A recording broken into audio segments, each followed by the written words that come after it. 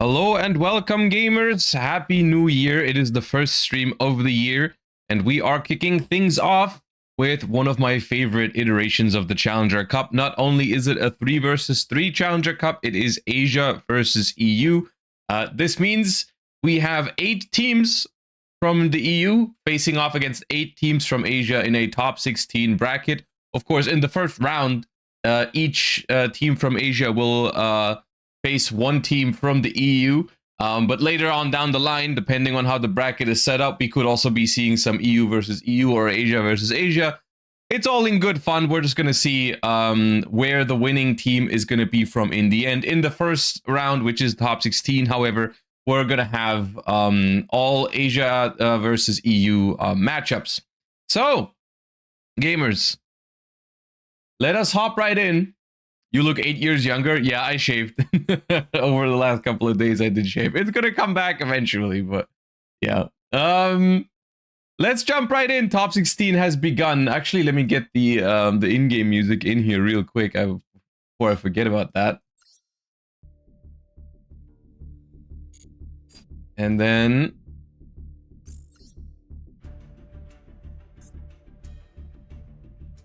let's jump into Cute Snail versus Rixia for our first game of the day.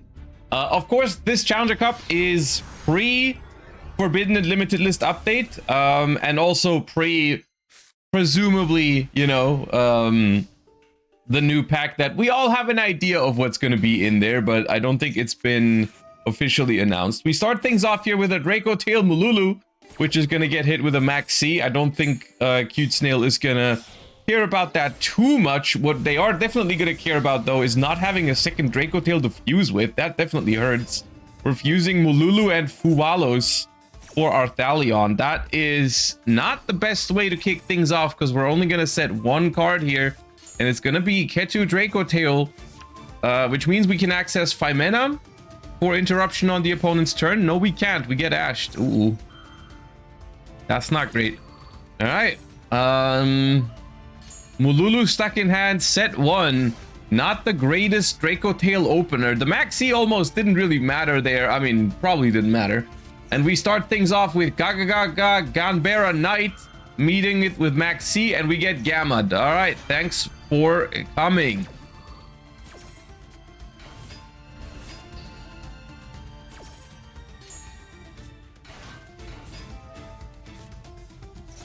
Heavy slump.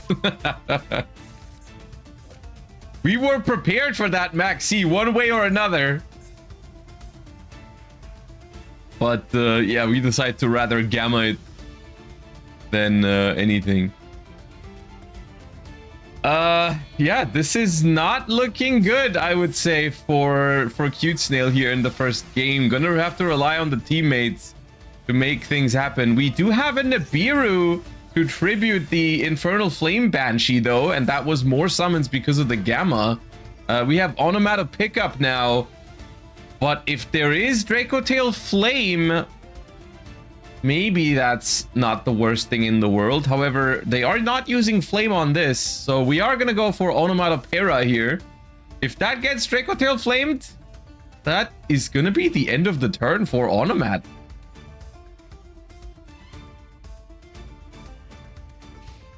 End phase. We're not gonna play into Flame. We're just gonna hope that the token is gonna get us there. We know the last card in hand is Mululu, so if we draw any monster here, Dracotail might somehow get there. That looked such a strong start for Onomat, but I guess really didn't factor in how the extra summons from Gamma made the combo so much weaker into Nibiru, because normally that would not have been weak to Nibiru, right? That would have just made a rank 4 on summon 3 and detached and searched a million cards. But we draw a monster. It's another Max C, but we do get to fuse into another Arthalion. Could even add that Max C back to hand if they wanted to, which they will, just for safety measure for next turn. However, that Primal Being token is just too big to out at the moment. 3100 defense. All of the monsters that they have are 3000 attack. So at the moment, we cannot out that Primal Being token. We're gonna have a Max C for next turn. We're gonna have a Ketu Dracotail to potentially push here. Is there another Ash Blossom? There is a second copy of Ash Blossom. And now there's an 8200 Nibiru token staring them down. And I'm not sure they have a way to beat it at the moment. I don't think they do, actually, because they are already locked into fusions, so you can't go into Espidil Knight.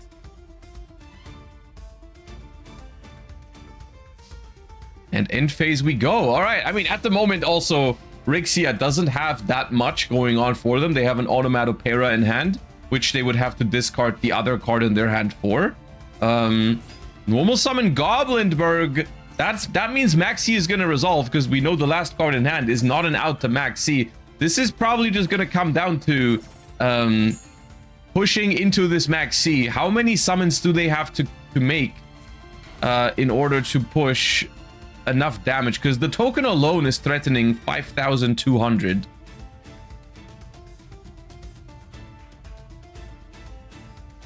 Just Dugaris. Just Dugaris. Could work. That would be 2 summons only. It is Dugaris. Did we find Phimena, Effect Veiler, anything? No Effect Veiler.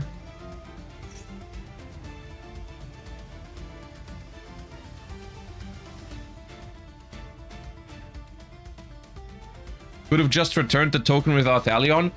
See, they could have, but at the same time, then they wouldn't have had the Max C in hand, and then the Goblinberg top deck would have also been really problematic. So I don't know. Dracotail Flame, we're gonna try to draw into that Phimena. Did we find it? No, we didn't find it. The Nibiru token is gonna end it. Oh god. Okay. Well, that is not how I expected that game to go after that first turn. I thought Onomat was gonna win a turn earlier, but then somehow they couldn't get it done.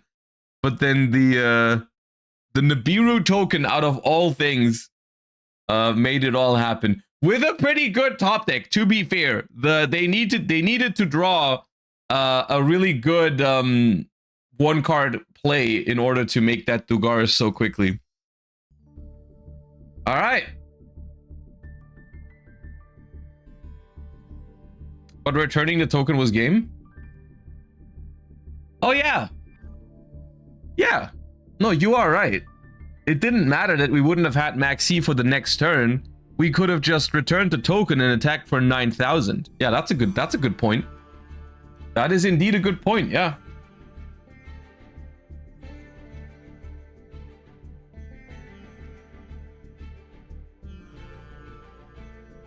All right.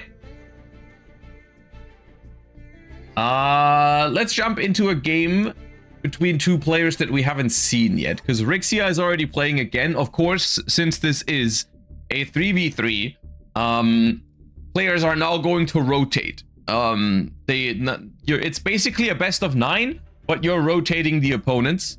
And in terms of the deck building rules, there is no restrictions. Each player has one deck. They could be playing the same deck.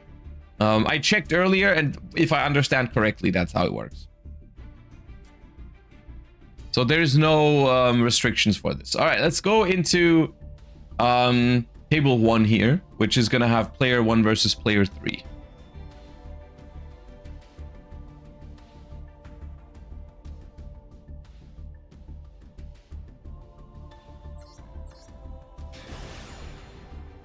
And at the moment, Team PG, we've only seen the one game. I should have checked the other results, but they are up 1-0 at least.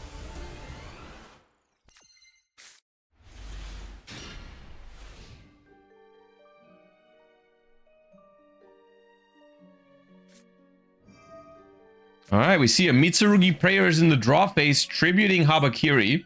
Really strong start from the Mitsurugi side here. Researching Saji, taking 800, special summoning Saji.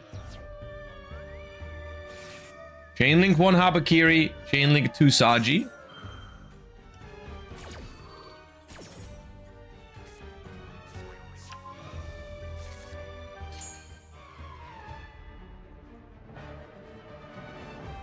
Josh doesn't play. I'm commentating today, but I feel like I should be playing more Challenger Cups. I should be playing and streaming more Challenger Cups, really. It's something I want to do more often, is play myself in these.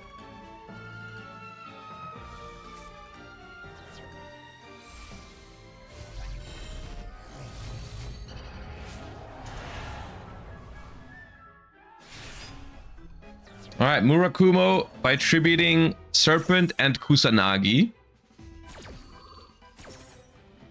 Gonna have to wait and see what version of Mitsurugi it is, because of course the engine is so splashable, you never know. It could be Mitsurugi Fiendsmith, could be Mitsurugi Ryziel, could be pure Mitsurugi.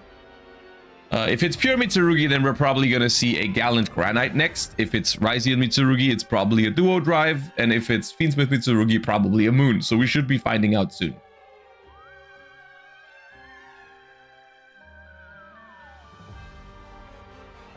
What field is this? I don't know what its exact name is, but it's like the Foolish Burial themed one, I think. I think they released it around Halloween. It is Ryziel. All right, there's the Duo Drive.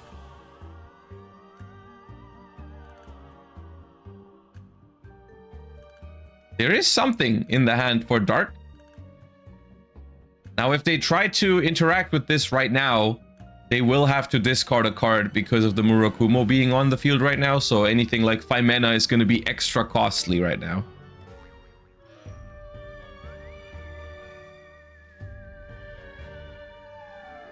You going to stream Yummy gameplay? Yes, I'm going to be live on the day of the next pack.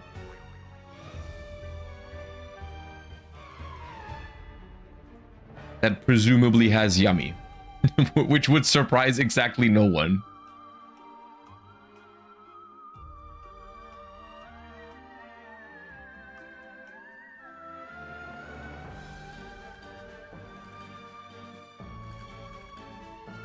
When is the new pack?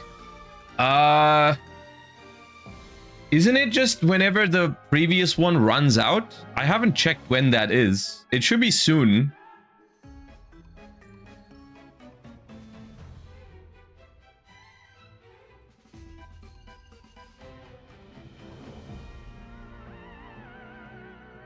Yeah, should be this upcoming week, but I don't think there's been an announcement for it, so we don't know for sure. All right, we have Effect Veiler for Duo Drive, but that's going to cost us 2 cards in hand, which is pretty rough. And we're still going to have to deal with all of the other Mitsurugi interruptions, even if this, you know, stops the access from the Ryziel cards. We do discard Night Sword Serpent, though, which I do think comes back to the field. It's not going to stay, though, because the Murakumo will probably be tributed and then return and then destroy it. So we're not going to get a free body out of this.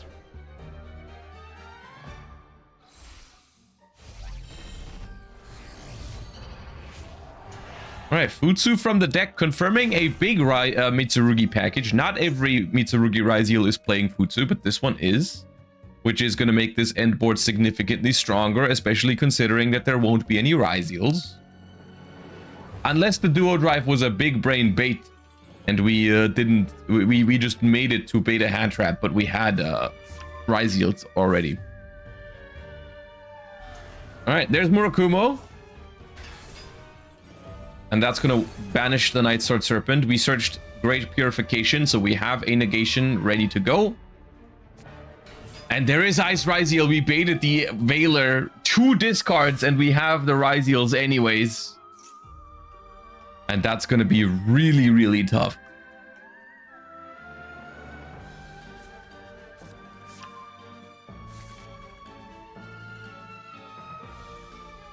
Ooh. Nibiru angle maybe, however, doesn't even look like a strong Nibiru to me. Because the Futsu can still search. We have Great Purification in hand already. Yeah, we're gonna leave it at that.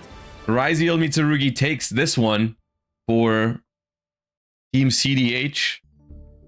Let me check what the other games ended as. We had PG. Oh, PG won all 3 games in the first round. And okay, 4-1. It's 4-1 right now for Team PG. So if Team PG wins this one, they don't even have to go into the last round of games. They win this one. If Rixia wins this game, it is 5-1. But it is Malice going first for Profit. We start things off with a combination of Magnamut and March here. Is that combo? I don't think it is.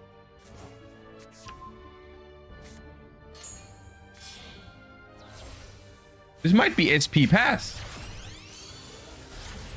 Unless they have something to summon the March here. No, it's SP Pass. Oh god.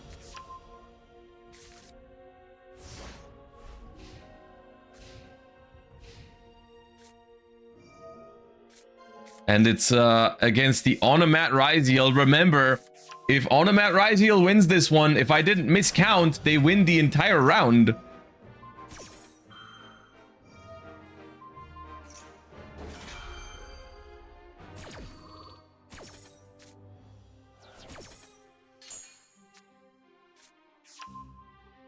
And so far, it's looking mighty fine. Yep, Ice Ryziel as well. We have Fuwa.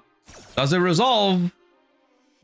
Oh, it does resolve. Okay, hold up, hold up, hold up. And going for game is not going to be as easy because there is March here and a Bestial in hand at least. But there's a Ryziel Cross as well.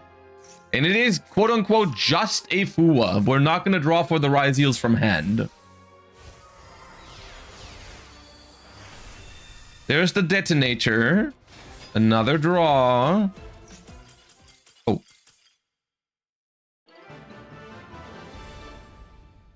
Okay. We do not want to watch the Ryziel combo. And I think that means Team PG already moves on. Let me check. Rixia 1. Name Magician 1. Yep. That is a 5-1. For Team PG. Well done. All right, let's see. We've got Team DSM versus Team IDK. Let me thing. Let me see. Okay, IIDK 1-2-1, 2-1, 2-1 for Team IDK at the moment, unless this is round 3 already.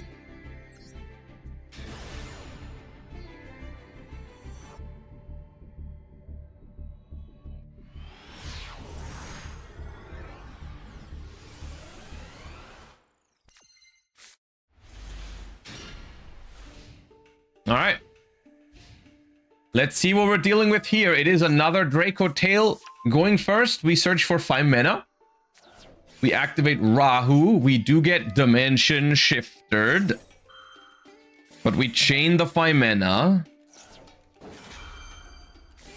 Chain Fua. That's quite the hand for going second, I'm not gonna lie. Well, yeah.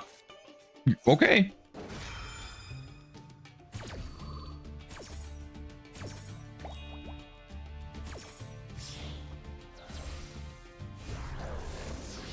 Gonna fuse Fua and Mululu.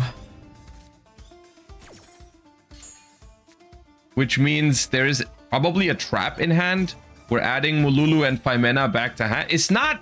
Okay, I was about to say it's not that bad. Now it's very bad. Imperm on the Arthalion. We're gonna get 1 set from the Mululu, which is Horn. We have 1 card in hand. Other than that, we're out of stuff.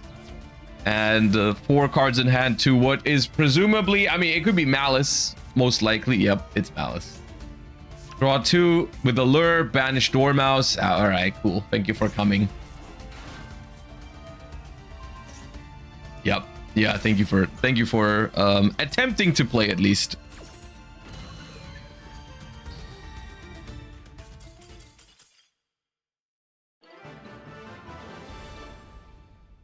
Awesome.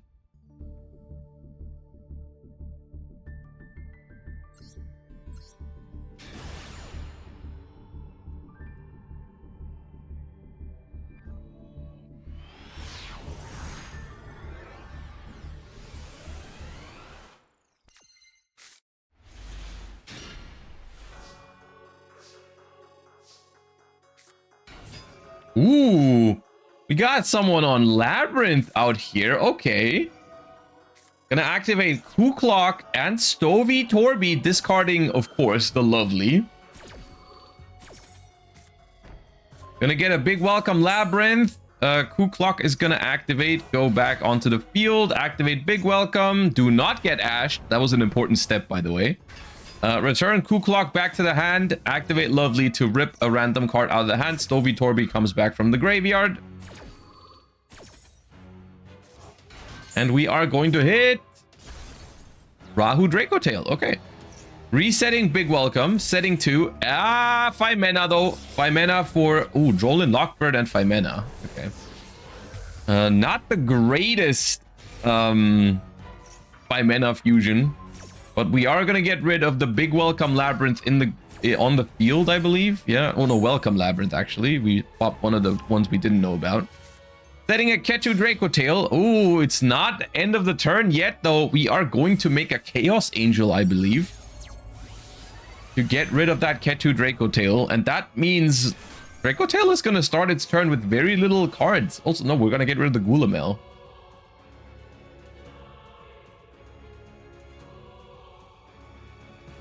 Draco eats Lab up. I mean, I would say normally it's a pretty good matchup for Draco Tail, but they have no card.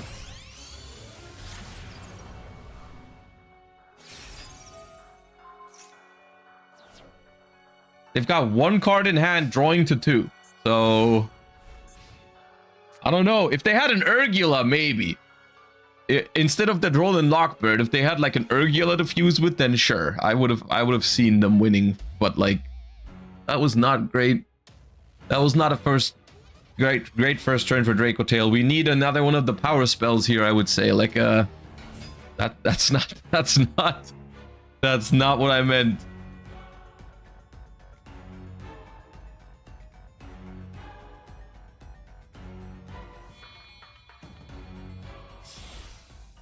Just a Typhon.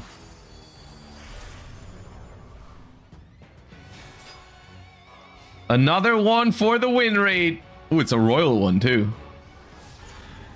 Ooh, Ooh, they let them attack over the SP. Okay. Not activating Big Welcome Labyrinth there is interesting. Wait, they have Big Welcome Labyrinth, don't they? Am I tripping?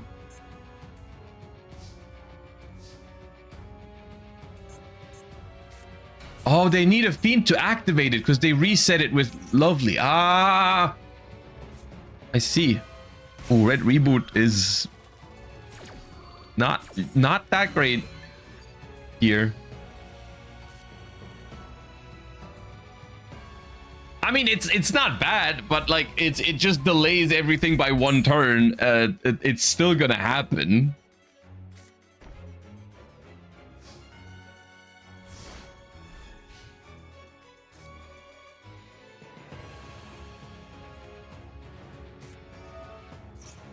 Yeah, that was not. I like, yeah, I don't know. It's just like it's weird how Draco Tail, even though it does have a good amount of non-engine, like sometimes you legit all you want to draw is enough Draco Tail cards. Like in this game, and we've seen other games like this earlier as well, where it was just like the big difference maker is that they can only fuse with one Draco Tail name on the first turn. Like we've seen the Molulu fuse with a Fuwalos instead of a Draco Tail name, and so on. Like sometimes you really just want to draw like those 3 Draco Tail name hands, so you can get maximum efficiency out of your engine. That was another one of those games. If they had another Draco Tail name in hand to fuse with the Phimena to get 2 sets on the first turn, then they could have cooked, but nah. Yeah, that is one of the reasons why I've been playing more Urgulas and Pan. All right, Dominic versus player 3 here, and it is going to be a Molcharmi Fuwalos in response to the Chessy Cat effect. Chain MTP07 to that. That's going to search Dormouse, which is probably because Chessy Cat wants to banish that. And then we're going to get both of their effects, and this is not going to give a lot of Fuwa draws. I'm telling you, this is one draw for Heartscriptor. Legit one draw for Heartscriptor. Okay, Dominus Impulse for the White Rabbit. That helps a little bit because now gonna have to commit more summons to get... Ah, no, we have March here. Convenient. All right, banish another White Rabbit from hand. And that is going to be a White Binder, actually, for one draw. Activate White Binder. Banishing the Impulse and the March Hare to get the card back in hand. And then we're trying to reset the 07 from the grave because we did use it earlier. Yep. Activate GWC. Once again, these are no draws for the Fuwalos. We're going to set with the White Rabbit because we haven't done that yet. And we're going to draw a card for the White Binder. There's your TB11. White Binder returns, draws a card. Link into... Firewall Dragon to give another draw, and then we have GWC. No, GWC's gone actually, isn't it? Yeah, but we have March here to bring the White Binder back to go into the Firewall Dragon zone. All right, very respectable opener under a Molcharmi and Impulse. All right, Crossout Designator for March here is kind of mean. It's not just kind of mean, that's crazy.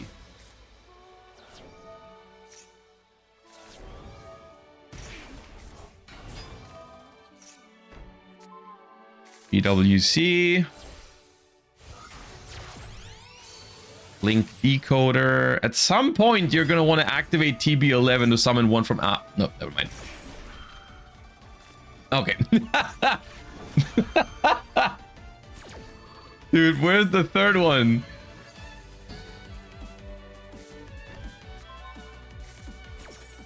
Such an awesome card, man.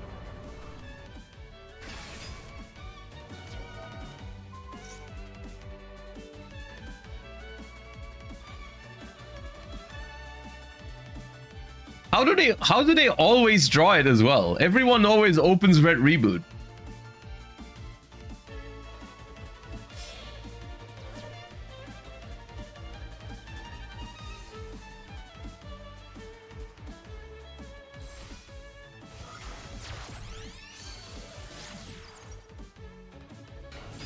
Okay, Lingaribo is gonna check the face down MTP.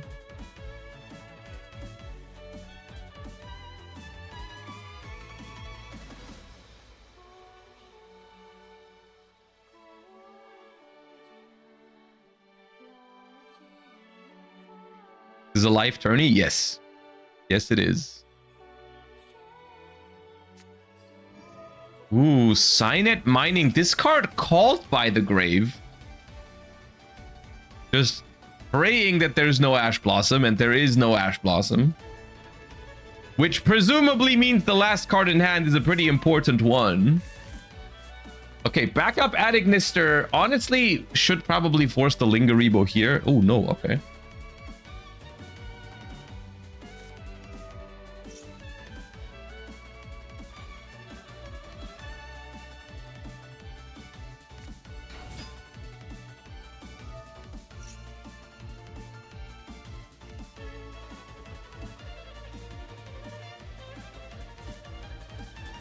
Searching Wizard, discarding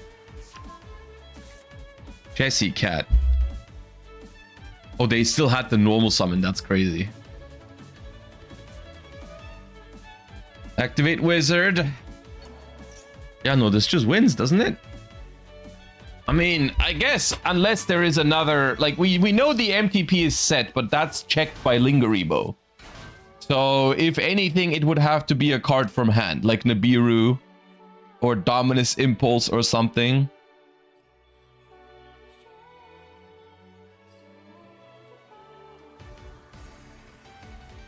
Jessie more important than called by? I think I agree with what they did because, I mean, the way they were going to play it, both of those cards were going to end up in the graveyard anyways. But in case, actually, in case the Signet Mining gets ashed, would you rather normal summon Jessie or activate called by? I guess it could be the other way around, but it's fine either way, I think. All right, there's Link Decoder. And that's gonna be trouble. That's gonna be the first Malice Link 3. Yep. No response from Dominic.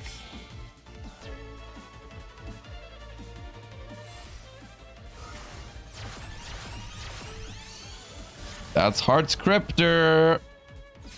Link Decoder in the graveyard. I think Access Code Talker is calling.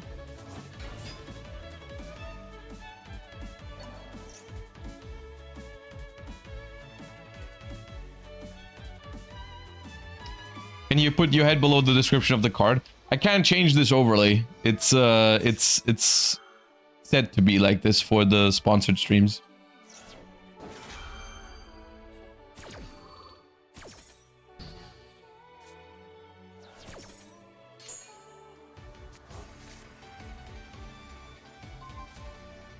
All right, banishing the Cryptor. It's not going to be able to come back because it was summoned off of TB11. It was not properly summoned. Ooh, but that triggers Firewall Dragon. Does that make a difference ever? Summon March here from hand. I don't think that makes a difference. It might actually make a difference in the negative sense because now the March here is in attack mode.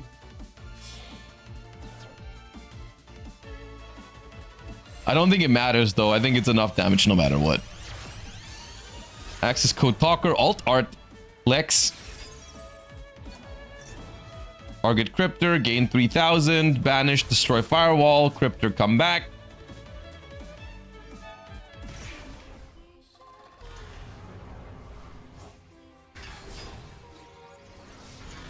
$5,000 over March here and 53 direct. All right, I mean, yeah, activate Fuwa and then draw a Dormouse, cross out Red Reboot, and you're fine.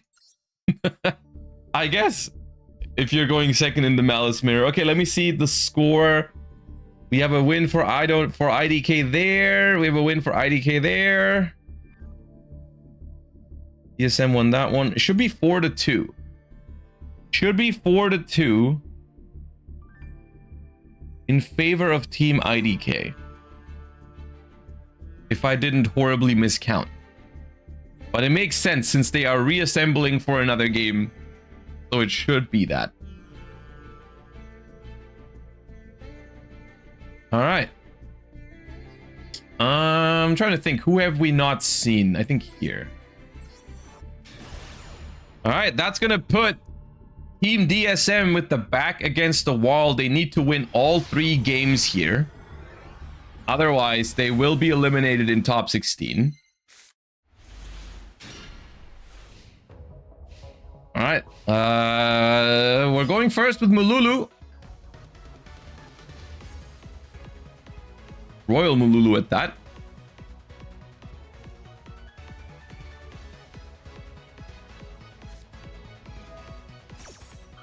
Gonna impulse that right away.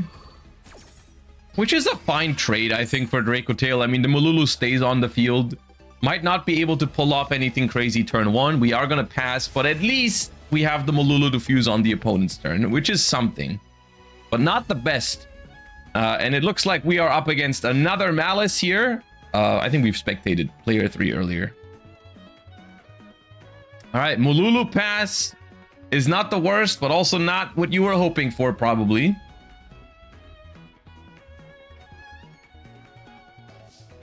Oh, end phase act. Oh, okay. Okay. All right. Nice Malice hand, I guess. Oh, Malice is like night and day these days. We've seen Malice pull off some crazy stuff today already, but then once again, we're seeing it do things like this as well. So much variance in this deck.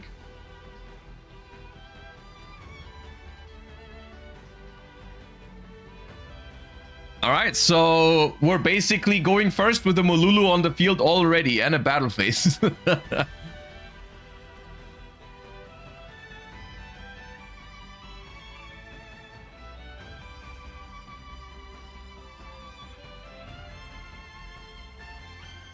All right, I mean,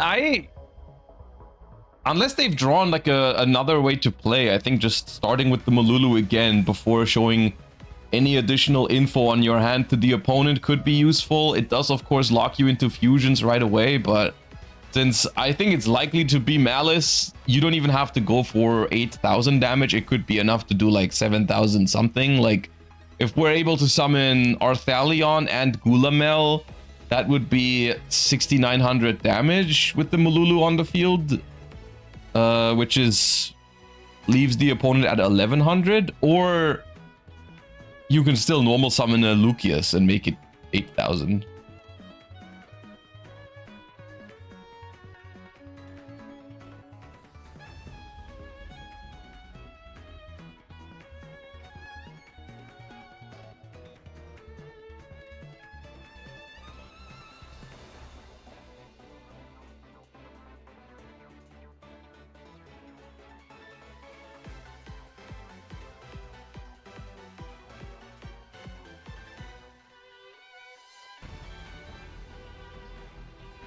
Massive think.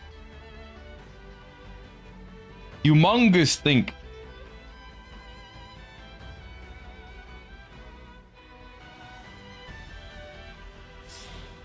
Okay, I was worried I was disconnected. Alright, Pan and Urgula for Arthalion.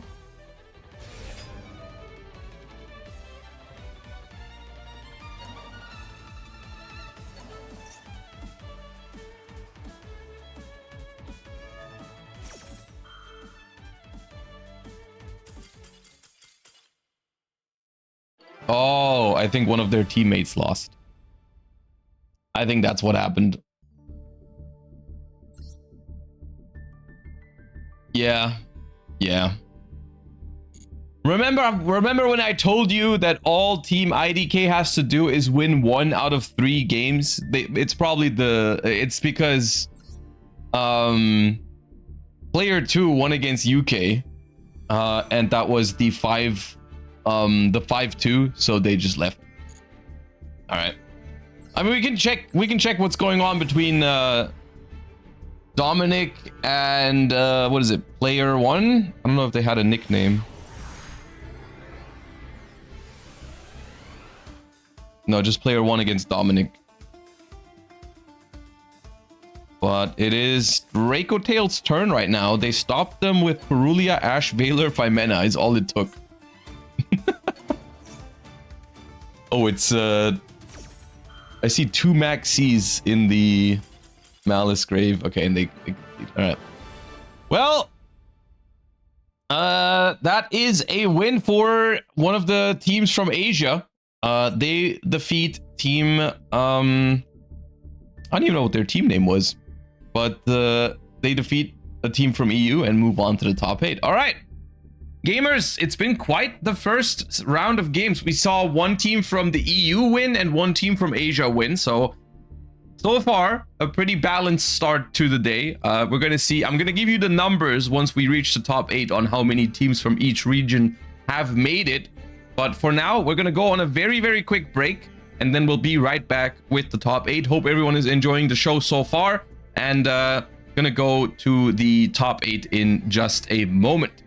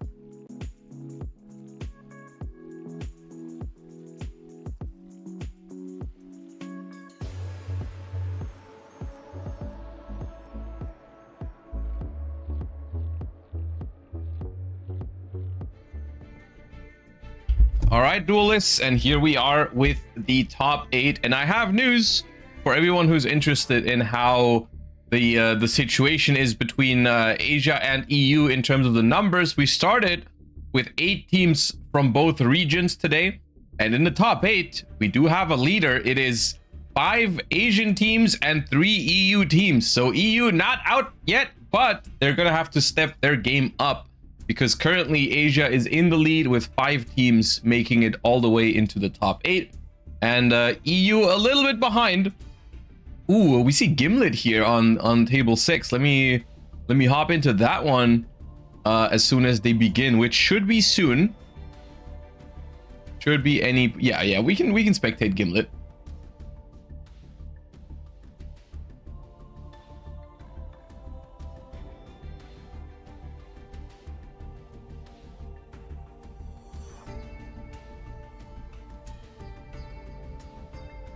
All right, I do believe, however, this is 2 teams from Asia going up against each other, I believe. But that is okay.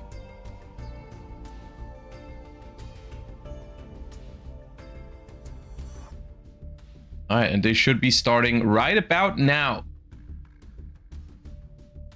Yep, now it begins. All right, let's go. Timers are running. Load into these games.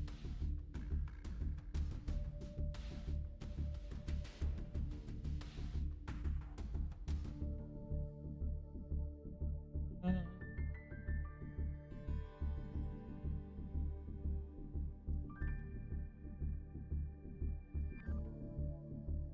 right, the only one that I want to see is the one that hasn't started yet. Classic. There it is.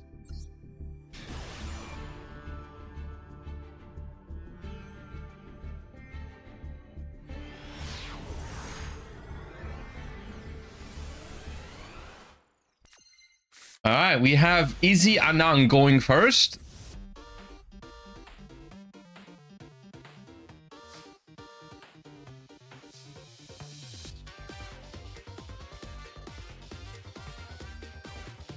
Got the full life twin set up, but that doesn't save them from going to the end phase right away.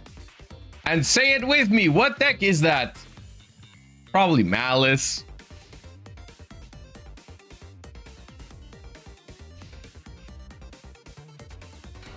Normal summon Ice Ryziel. Do we have any Fualos Max C at least? Or are we completely bricked? We're thinking about it at least. We don't have nothing.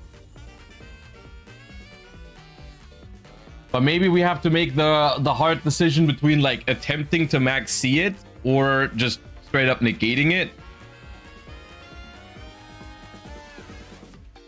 That's what I'm assuming. It's like they have Maxi or Fuwa, but they also have like Ash, and they're thinking about like what they should do. Impulse. Fair enough. It is Malice. Ah, okay. Dimension Shifter as well.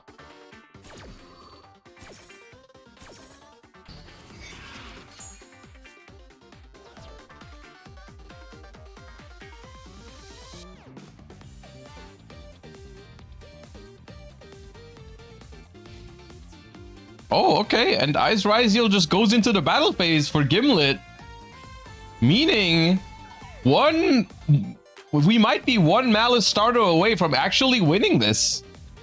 Because Ryziel, I mean, I don't know what Ryziel version it is, but typically they don't have that many interruptions from hand. I mean, maybe an Ash Blossom, but that wouldn't really stop anything from Malice. Unless it's just backup adding a Stern.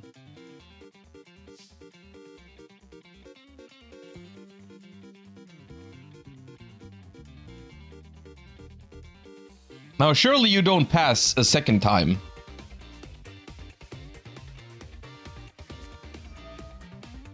That's not great. Baldrake on Shifter. That's not good news. That's probably just battle phase attack ice, right?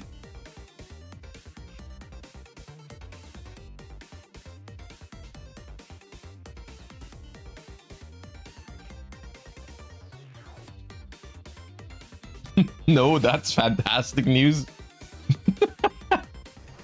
Okay, Baldrake attacks Ice Ryzeal, and Mold Charmy Fualos is putting in the work.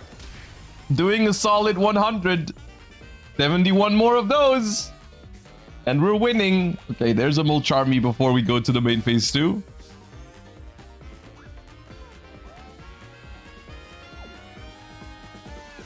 End phase. Yes, let's go, Fualos. You can do it. You can go all the way.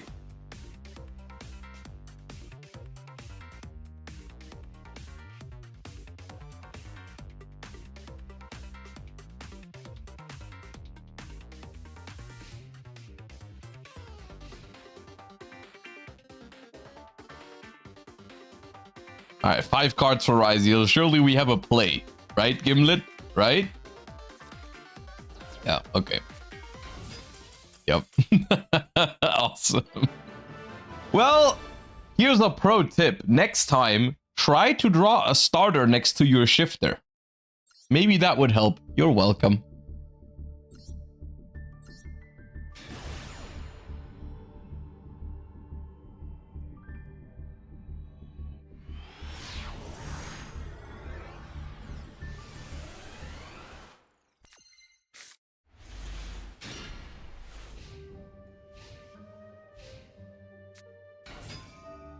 Normal summon Cartesia. Fualos gets ashed on the effect, which is typically a really good exchange for Draco Tail, but there is a Max C behind it. So that's gonna stop, like, that's basically gonna stop any Seals plays. I would say if we fuse 2 Draco Tails here, that's really good for Draco Tail, but we only have 1 Draco Tail name here once again. And that's gonna be tough. I mean, we can bring Ash and Phimena back to the hand here. But we're losing out on that Magnamute. We're setting Draco Tail Flame.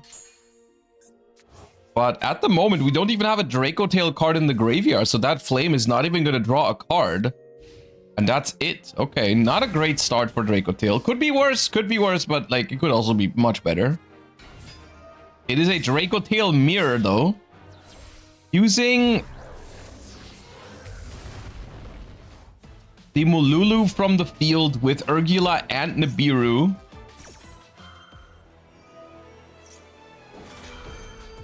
Urgula, of course, is massive here because we get to destroy the flame.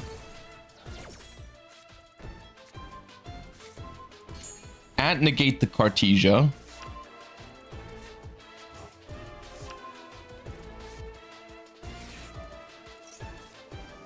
We Ash Rahu, which means we're gonna let Ketu resolve.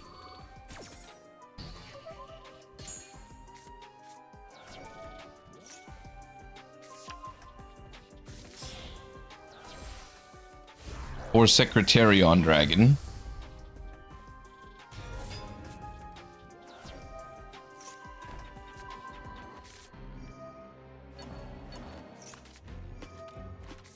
We're using Ghost Bell on Secretarion. I'm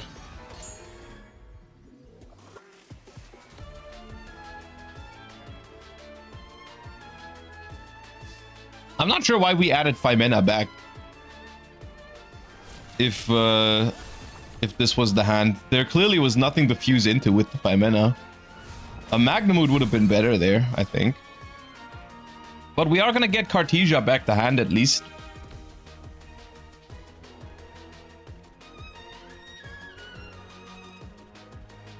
We're gonna get Cartesia back to hand. And we have Phimena in hand, so if we draw Urgula here, or any Draco Tail name really, but like Mululu, Pan, or Urgula would be really strong.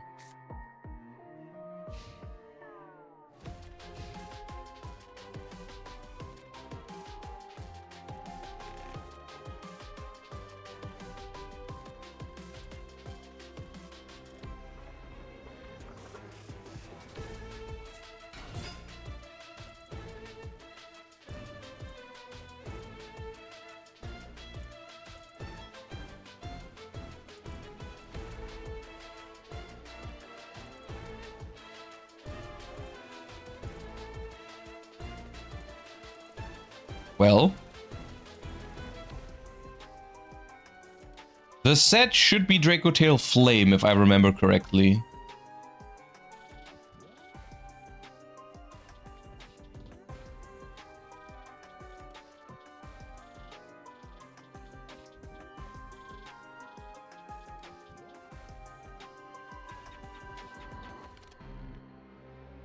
The annoying thing about Cartesia is that it cannot fuse with the spellcasters. So Phimena and Cartesia doesn't make anything when the Cartesia is on the field.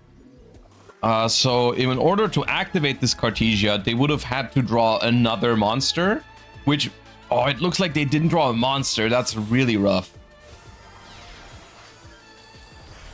So we're just making Typhon.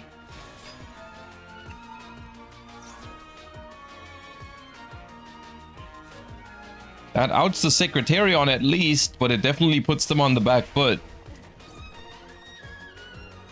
Let's see how strong the follow-up is for the opponent. I mean, there's an Urgula in the graveyard, which, oddly enough, didn't add back the Lucius last turn, but can do it now. Which means the follow-up is quite strong. We're using Ghost Bell on that. We did draw a monster, but we decided not to fuse. We're using Bell on the add-back of the Lucius, basically just hoping that the opponent doesn't have a great play. But there's Branded Fusion, and that is a lot of good plays.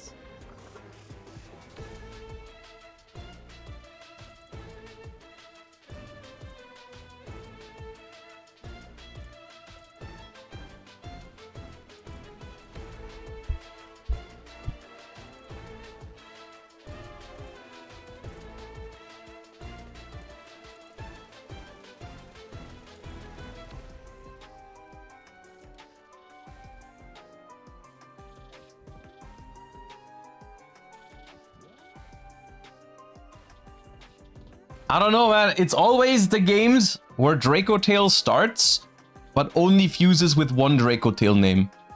Those are always the ones where it looks the weakest.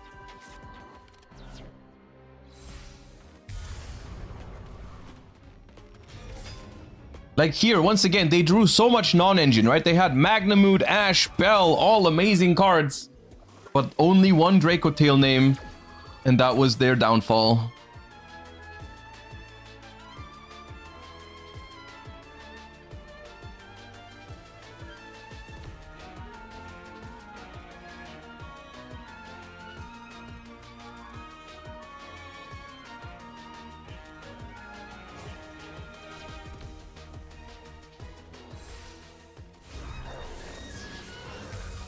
And then you up the count and face combo going second with no hand traps. Yeah, it's something you have to basically make a trade-off for. Yeah, that's true. That is true.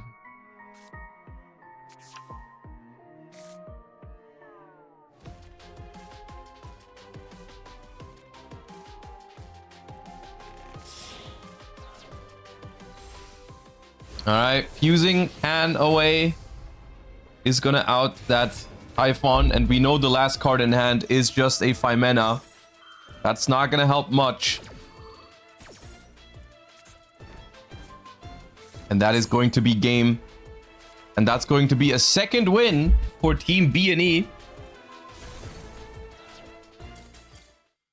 And there it is. Win number 2 in the books. How did game 3 go? Is it still running? No. Game 3 was... where is it? Game 3 was a win for the other team. All right, it is not a 3-1. It's not a 3-0 sweep. It's a 2-1 lead.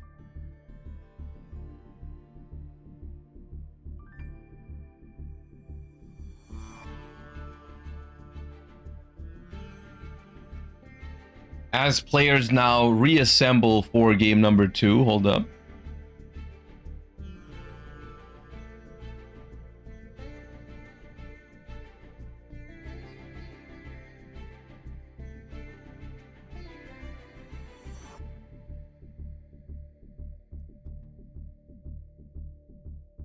All right.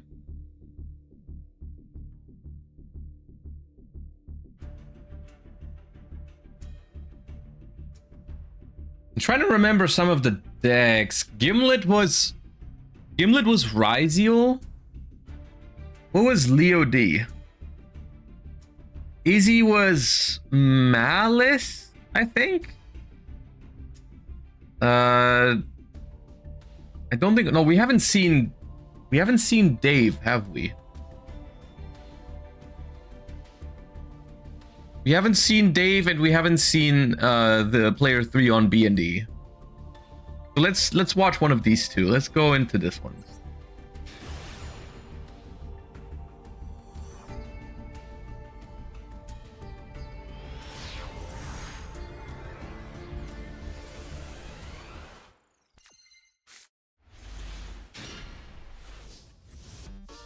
Okay.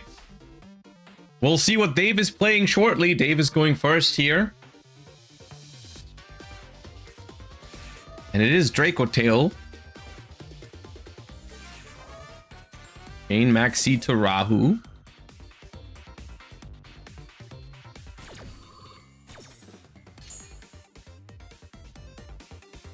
I think that's a fine exchange for both players usually, because like when you activate Rahu, you're locked into fusion anyways, so you're not trying to do anything fancy. You're not trying to make seals or anything like that, so getting max seed on that typically is whatever.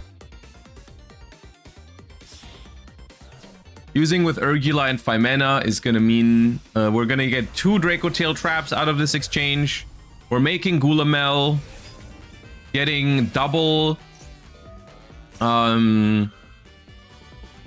trap here, and then the Urgula can add back the Phimena. It's a fine end board for 1 max seed draw. We can live with it. Set Draco Tail Flame as well as Draco Tail Horn probably. No Sting. Okay, maybe Drew the Horn, or we just prefer Sting over Horn in general. I mean, there's some builds who only play 2 traps, but they typically don't play Sting. So I would assume that Horn is in the deck here. Phimena back to hand. Normal summon Mululu. That's neat to have. End phase. Okay, no Horn. Just gonna be Flame and Sting.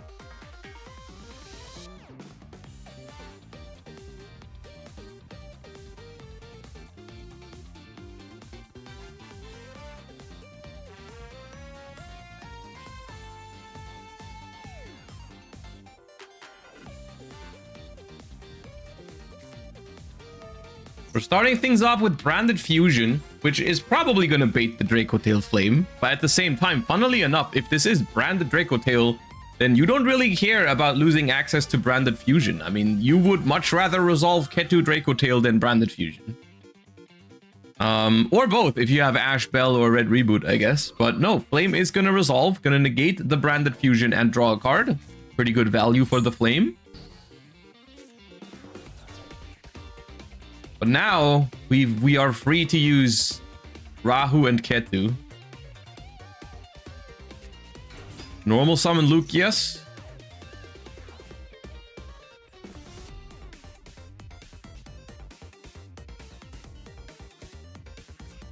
Add Phimena to hand.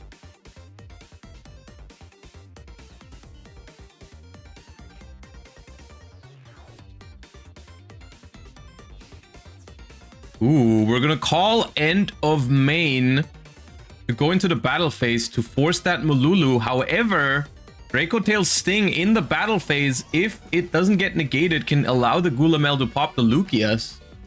And it is going to do that. Oh, that means we're not only going to draw a card for Sting, but we're also gonna lose the Lucius. We can't chain Phimena in the battle phase, so we're gonna lose that Draco Tail name, which could really hurt. Also, Max C banished, which could matter if we're going for an Arthalion later.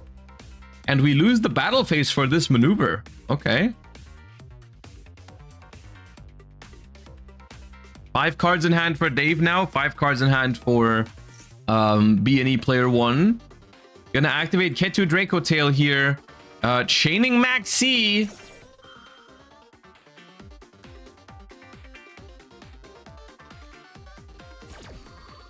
Alright, now this Max C hurts a lot more than the one last turn because When Dracotail gets max seed when it goes first, it's usually no problem. But when you get max seed when the opponent already has a board, that can definitely be annoying. So calling it a day here with just Arthalion is going to be a little harder. Even though it's still possible. We're going to go for Malulu. Probably going to make an Arthalion with as many Dracotails as possible. So we can set maybe all 3 trap cards. Just 2 though. Okay, 2 for... Secretarion Dragon, actually. Okay, draw a card for Max C. Secretarion is now... But, like, that's a normal summoned Mululu. I don't know if that Secretarion...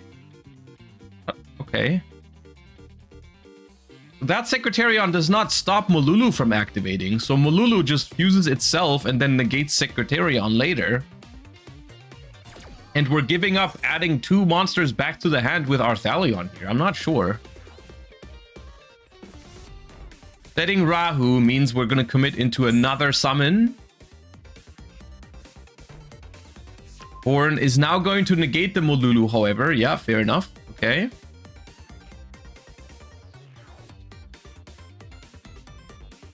I was thinking Mululu would be chained to the Secretarion summon when the Mululu Engrave activated. That's why I didn't like it.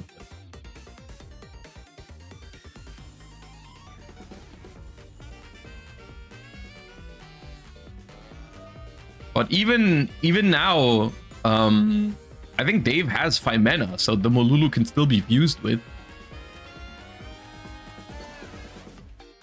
And we're also committing into the Secretarion effect here for another draw. Oh, we're actually gonna... Okay, we're gonna bait the effect Veiler with that. That's neat.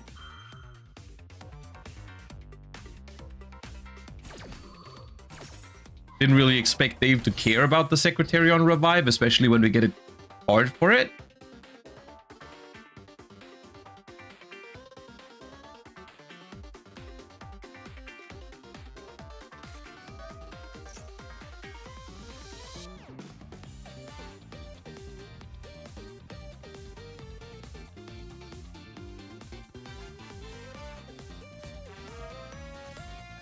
Activate Rahu, chain 5 mana. 5 mana is going to fuse into an Arthalion, which can now activate because we Veilered the Secretarion. But we're actually going to make our own Secretarion. Okay. One interesting interaction here, actually, is that Secretarion Dragon on the opponent's side of the field is negated by Effect Veiler right now. So you cannot, as far as I know, you cannot use Mululu to negate something that's already negated. Which means that we cannot use Mululu right now to negate the Secretarion forever. Because right now it's just negated until the end of the turn. Right? It's just negated until the end of the turn by the Effect Veiler, which means now that we cannot use Mululu on it, it's gonna be live again next turn. Which is interesting. Because that's definitely gonna present Dave with a little bit of a problem, at least next turn. Like, starting the turn off, steering down a Secretarion is not great. So, fusing an Urgula from the deck here is very strong, because the way the chain links work here is Mululu is chain link 2, so Mululu is going to set a something from the deck that's immediately going to get destroyed.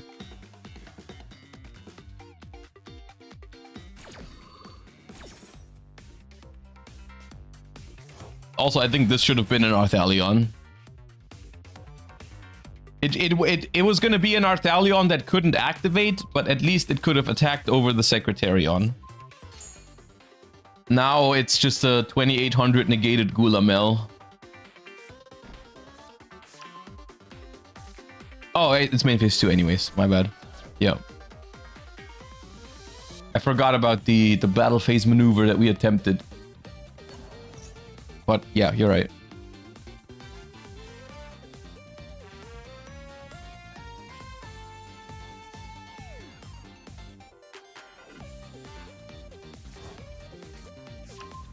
Alright, 5 mana back to hand. And end phase. Okay, and now, here's the thing. Because we resolved Sting, this Secretarion is smaller than this Secretarion, but it's gonna get bounced by Horn instantly. Unless there's a Bell or Ash. There is Bell. That's very important.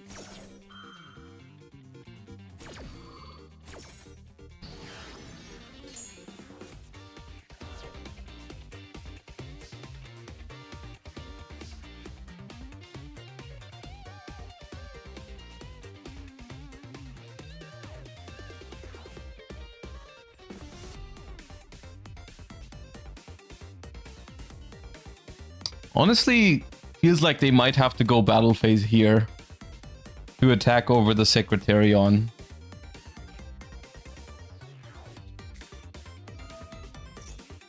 No, we're gonna go for Rahu instead. Maybe just fusing Pan from the deck. There's another Maxi.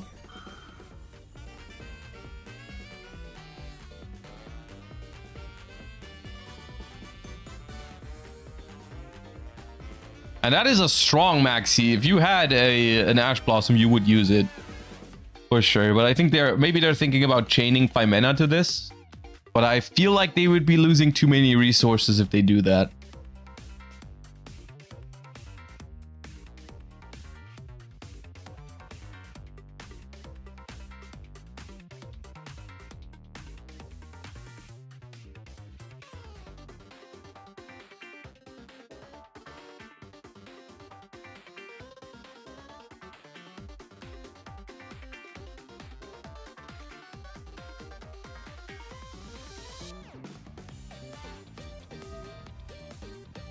Oh, okay. Making sure the Maxi is gonna resolve. Oh, they had Royal Ash, by the way. Royal Alt Art Ash, that's a flex. Okay, we're gonna use it on Flame. So that the Rahu resolves, but the Maxi also resolves.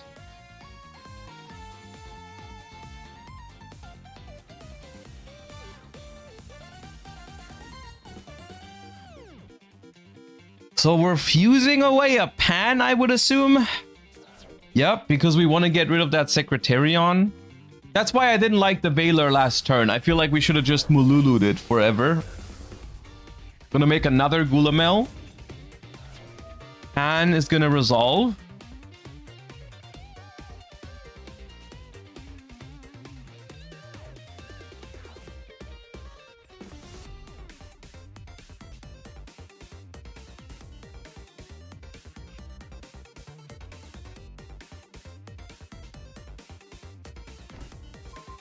Said Ketu. Are we potentially going for game?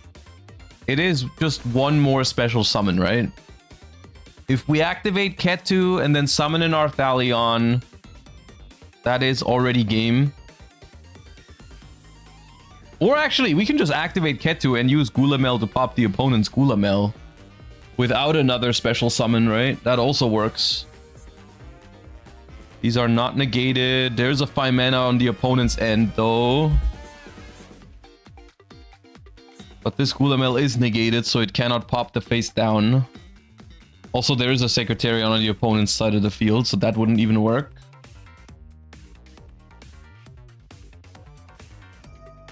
Ooh, that's why we're chaining Veiler onto the Secretarion Dragon.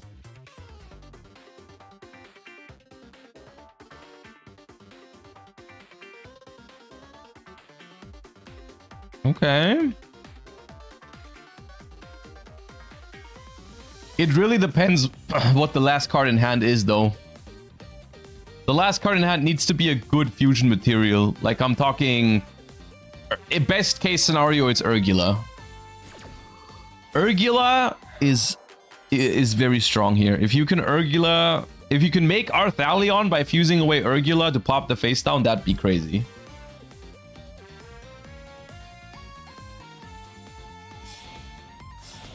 It is Urgula. Ooh, okay. Okay. There's Arthalion.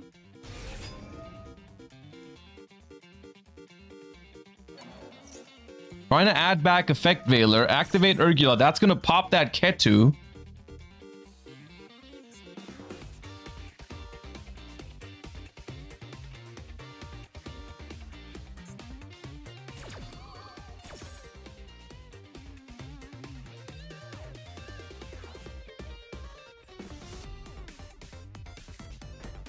We're gonna have our own Ketu for follow-up now.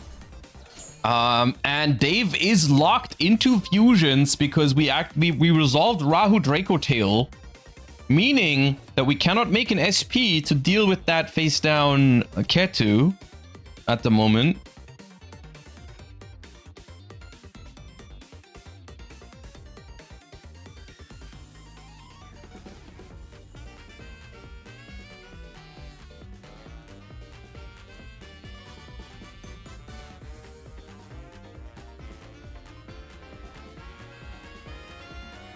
And now Dave, I think, is in a rough spot. No Urgula Engrave.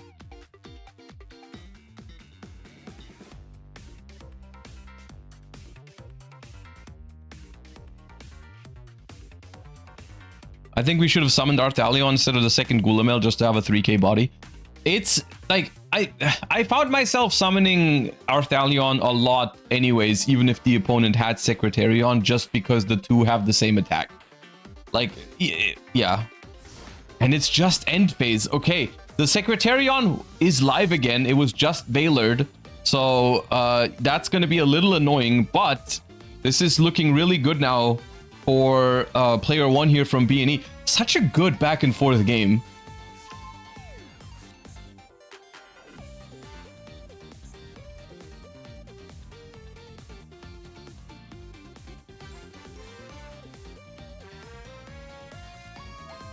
Activates the Ketu Draco Tail. There is a potential response, but nothing to be chained here. Is that another 5 mana? Could be. Could be another 5 mana. But that wouldn't do all that much, unfortunately, for Dave. Searching for Mululu, that is going to be your best answer to Secretarion Dragon, because you gotta remember there's a pan in the graveyard. So in the mirror, it can sometimes be really good to be the first one to have pan in grave, because when you have pan in the grave, it's gonna punish your opponent for putting pan in the grave, because then they pop your monster and then you revive a monster.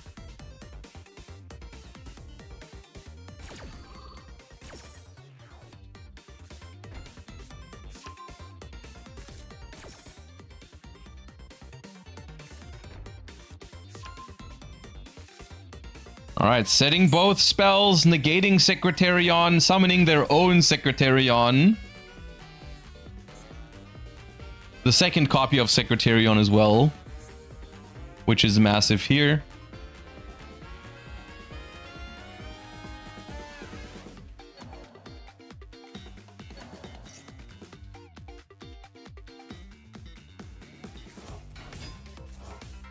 Using the second Secretarion to recycle the first Secretarion. That means you get infinite Secretarion dragons. But yeah, I think it is now finally time for BNE player one here to close out this game. We have finally, I think, gotten enough card advantage to the point where we can take this one down. Going for a Predaplant line here because we do play Branded in this deck. But the Albaz is in the graveyard. That's a weird Verte. Are we gonna add the Albaz back to hand with Arthalion? I guess you could. This feels like it's gonna play into Nib for no real reason. But I guess we're gonna have to wait and see.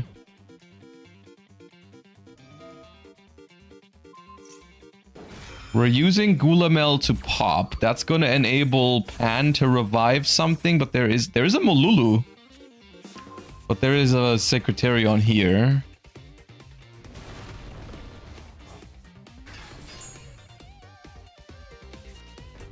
They had an interaction, so I'm assuming they think they don't have Nib. That's a good point. They had a response window earlier. So maybe they are just thinking it cannot be Nibiru, which would be correct, yeah.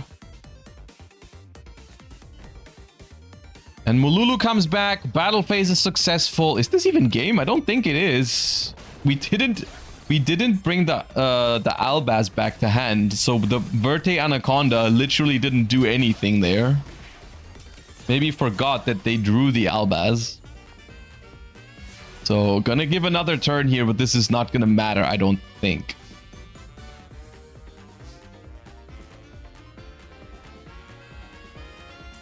Yeah. All right, GG's. That was a good game. That was a good game. And BND takes another win. Let me see if that was enough to win the match already, because the other ones have already finished. Gimlet won. But Izzy won. Okay, so that is a 4-2 lead, if I'm not mistaken. Yeah. A 4-2 lead for Team BNE. So that means we're going to go into another set of games. Remember, it is a best of 9, so 5 wins are needed for a team to advance.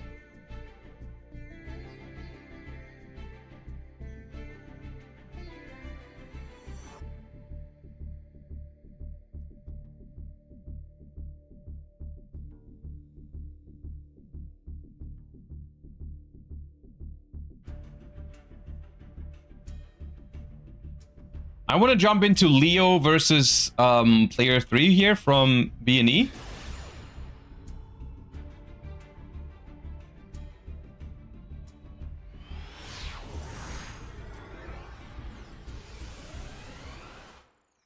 We're going to see Leo going first. So once again, reminder, Team FDI needs to win all 3 games to advance, while Team BNE only has to win a single one. So we're seeing an Ash Blossom on Rahu, which is a pretty strong start. Usually if you have Rahu as your first activation, I didn't expect the Cartesia play, actually. I was about to say, when you start with Rahu, you typically don't have another way to get going. I would be very surprised if they had 2 Draco Tail names in hand to fuse with Cartesia right now. Because why would you lock yourself into fusions if you have Cartesia with 2 Draco Tail names? Yeah, it's Urgula and Maxi. Okay, yeah, they have to fuse with the Maxi here. I mean, if that all resolves, though, you're still going to be pretty happy. You're going to have Maxi in hand for the opponent's turn. You're going to get a set from Urgula here. And you're going to still be able to make Seals or Verte, depending on the version of the deck.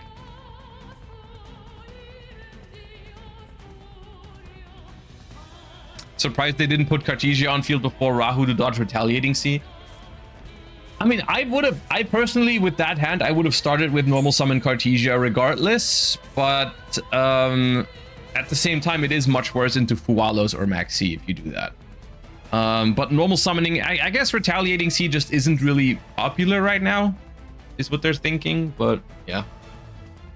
All right, Arthalion adds Urgula and Maxi back to hand, and Ketu is set by the Urgula. Which means we have no traps at the moment, unless we somehow fuse with this Phimena. But we're just gonna go Seals, Maxi, pass, I guess, with Phimena in hand. Or Verte. I guess if it's a Verte, if it's branded Draco Tail, then it could.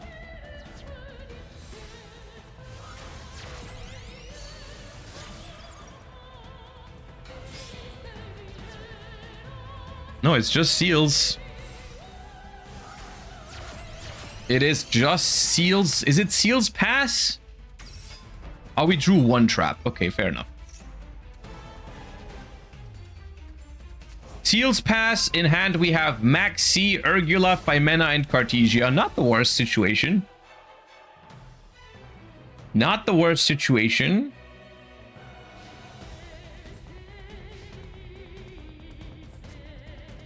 Allure of Darkness, confirming that we have a Malice Duelist here. And the Maxi resolves. Okay.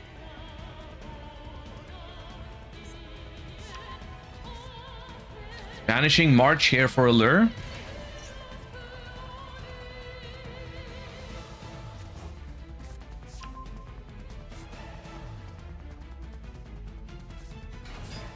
Ooh, normal summon backup Adignister though. That's not ideal, but it does work, I guess.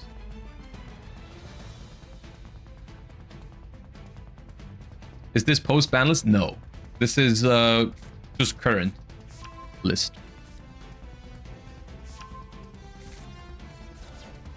All right, backup Adignister is going to search White Rabbit and discard White Rabbit, which we're going to be able to banish for March here.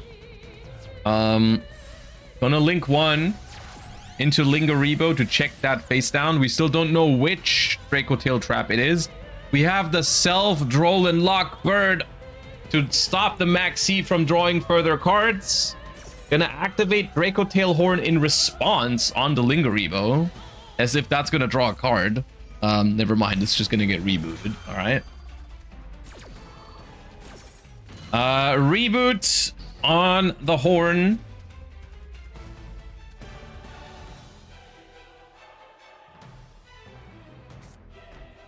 Setting Sting. Now here's the thing. This is still potentially a really strong Draco Tail board if they do it properly.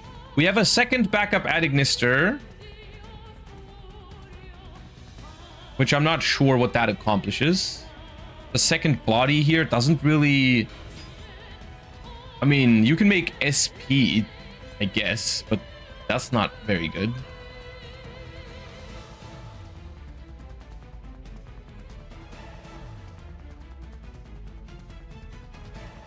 So here's the thing, right? Draco Tail still has Seal's Bounce, Pimena Fuse, and Mululu Fuse, because the Seal is going to summon a Mululu. So I think the best way to sequence this is to activate Seals first, then summon Mululu. Mululu makes Arthalion with trying to bounce whatever you can, and then Pimena should be trying to make Mysterion, if they play that. If you don't play Mysterion, you might be cooked. But I think if you play Mysterion, you're okay here. Because you have Seal's Bounce, you have Arthalion Bounce, and you have Mysterion, which is a really strong interruption against Mel.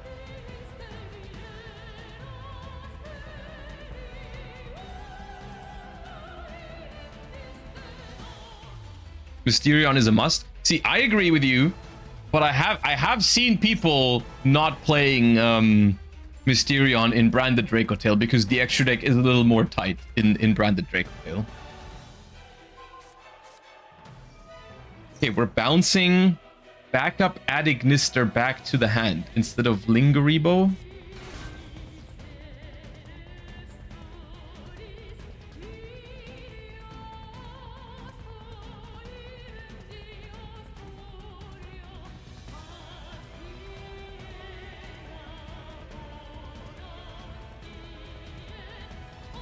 Any advice for someone going to locals for the first time?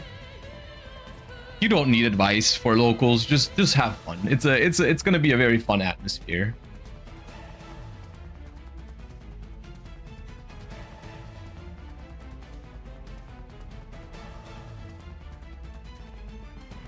There's nothing to be nervous about.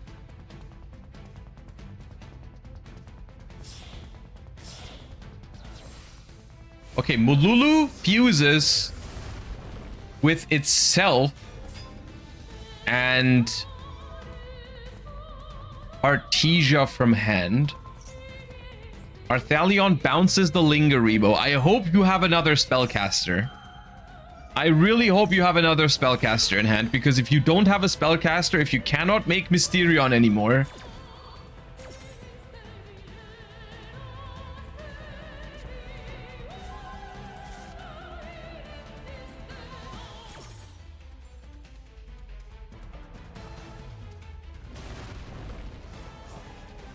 okay, now two Arthalions can also make Philia Regis. Potentially. So we know two cards in hand here, right? We have March here, and we have the backup, which cannot summon anymore.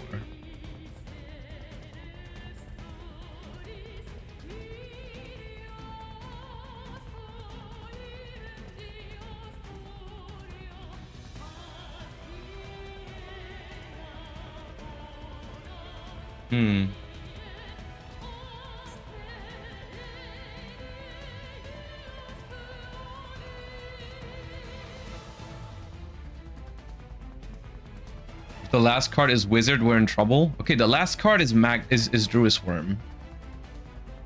The last card is Druis Worm. Is that trouble?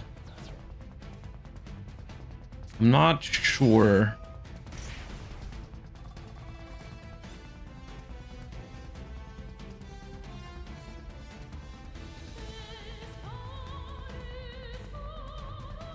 Don't think so.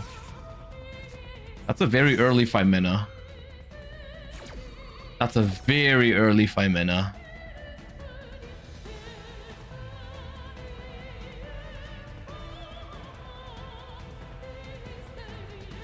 They have normal summon. Wait, Filia Regis does it here, right? Filia Regis banish the White Rabbit, ends the turn.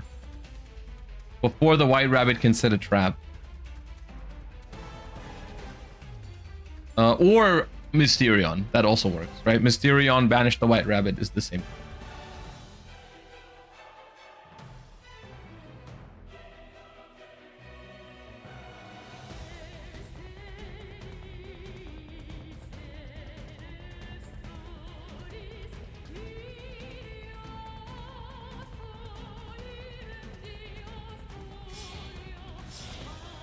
Okay, there was the second 5 mana in hand. And there's Mysterion, the Dragon Crown. Dude, I love it so much. I love Mysterion so much. I really, before the December Duelist Cup, I didn't realize how much I needed this card in my life. Against all the Malice Duelists. It came in so clutch so many times.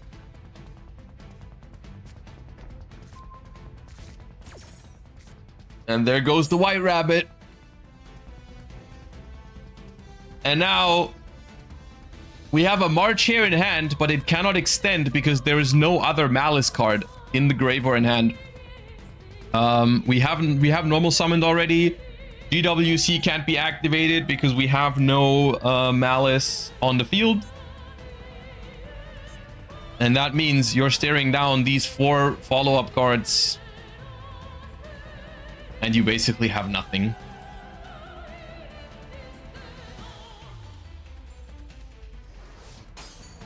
Gonna crash into that Mysterion just to get rid of it. But yeah, it's backup and March here and GW.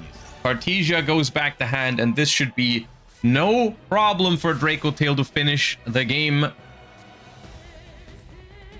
Which is gonna close the gap between the two teams a little bit. You know, Leo doing their best here to try and win their game to keep Team FDI in this one. Gonna draw a card for Sting.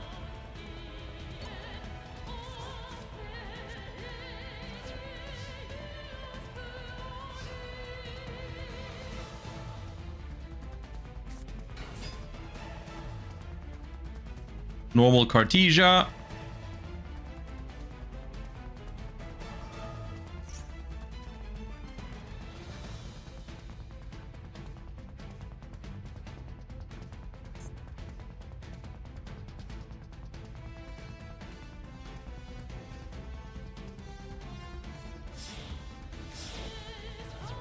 Ooh, Urgila here is going to force that face down. GWC slowly but surely walking towards the win here from Draco Tail.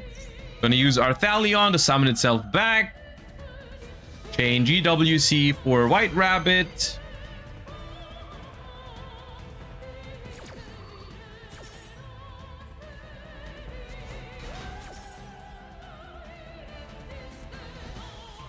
Get Flame. Arthalion summons back. Now the White Rabbit can of course set MTP or TB11.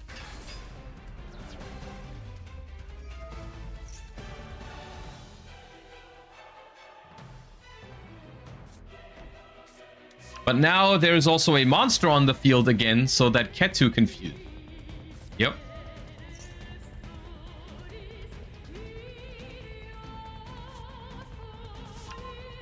Ketu for Lucius.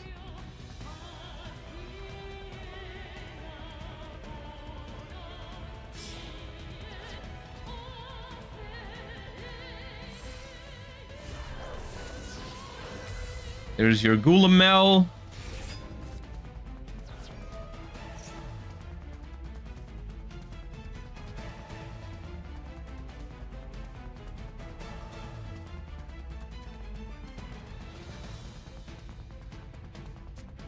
We're chaining EB11 to stop the Gulamel from being able to destroy something.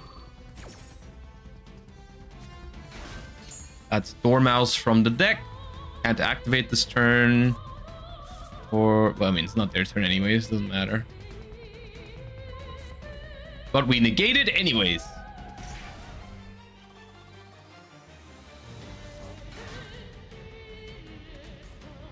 You can just call battle phase. Yeah, this is game. All right. And that's going to be the third win for Team FDI. Let's see how the other games are going. Oh, the other games are done. Okay. They fought well, but they did not actually win all 3 games. It was still a win for B&E in both of the other tables, actually, which means Team B&E is the winner of this round 6 and 3 over Team FDI. Well played, though. That was a good match. I enjoyed that one. Let me see how much time is left and whether any of the other matches are still going. It seems like the room is empty. Seems like everyone is done. Yeah. Everyone's done. Okay, well, that was a good top 8 match. I'm not gonna lie. We went the full 9 games, and it was pretty exciting. All right. Hope everyone enjoyed those games as well. We're gonna be back with the top 4 of the EU versus Asia Challenger Cup very, very shortly. Just gonna be a very short break. Be right back.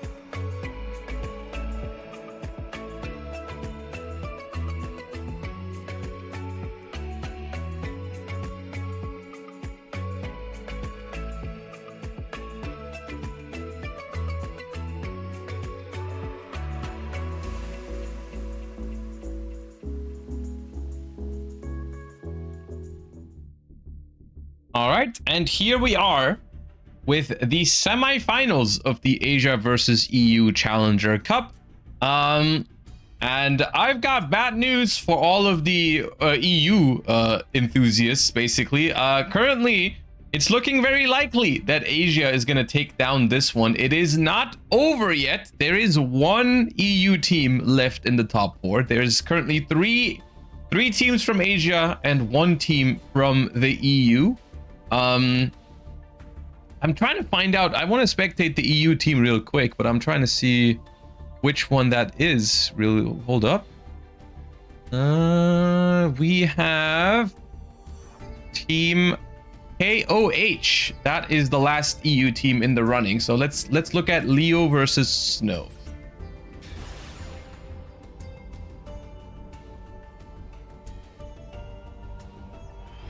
Surely the last one wins the whole thing. I mean, they are down 1 team to 3, but at the same time, it is just 2 more wins for this one particular team to take it down. But we'll see. We have Snow going first here with a Mitsurugi Prayers in the draw phase. Gonna add Habakiri.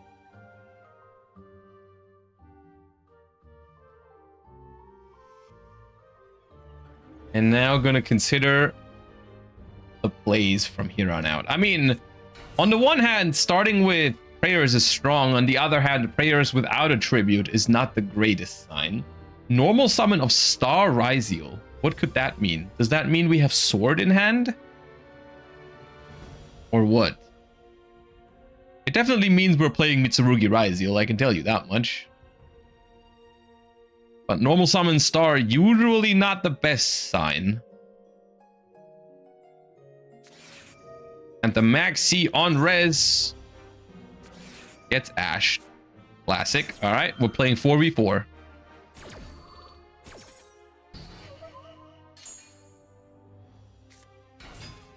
And there is the sword, indeed.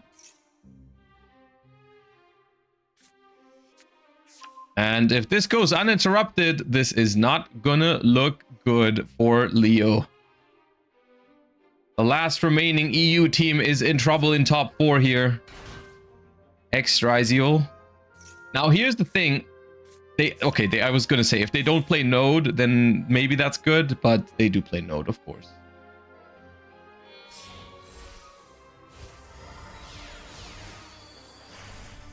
There's the duo drive. Hatching the detonator, and that means we're still going to get that Ryzeal cross early on in the combo.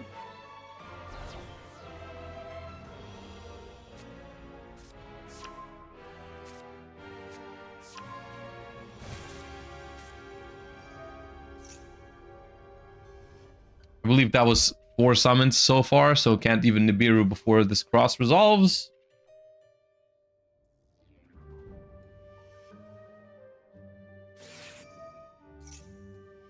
And now we activate Habakiri.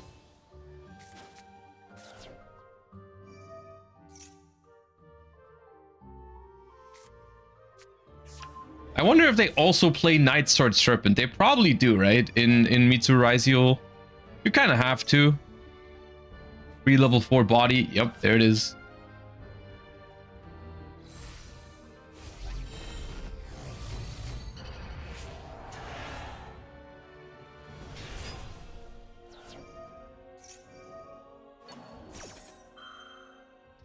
I don't even know what deck would have a chance, or a realistic chance, rather. Of course, with a really good 5-card hand, you could beat this. But, I mean, it also depends a little bit on whether they play the trap card. If they add the Mitsurugi trap after all this, then I think we are in a lot of trouble for sure.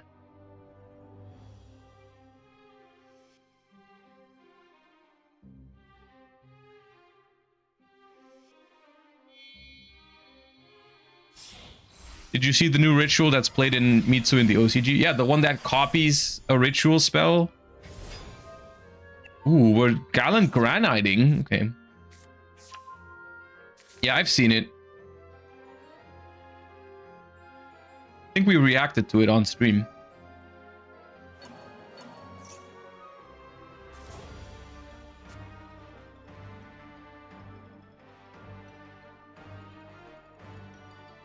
It's going to be very interesting to see how they handle Mitsurugi on a Forbidden Limited list in the future for both TCG and Master Duel. Because I guess for the TCG, the big question is, what are they going to do about the fact that they've already announced a Mitsurugi structure deck? So like, they don't want to, like, you know, hit it too hard, but at the same time, they probably have to do something about it. I guess Master Duel doesn't have the same problem. They could just hit it. But we'll see. We'll see how exactly.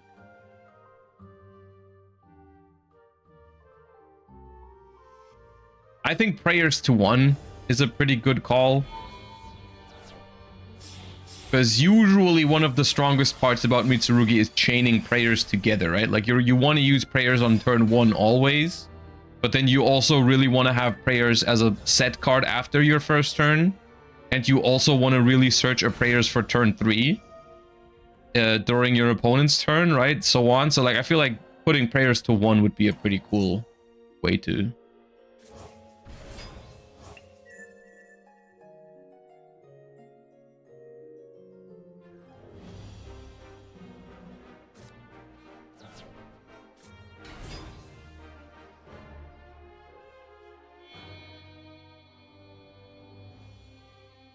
Ooh.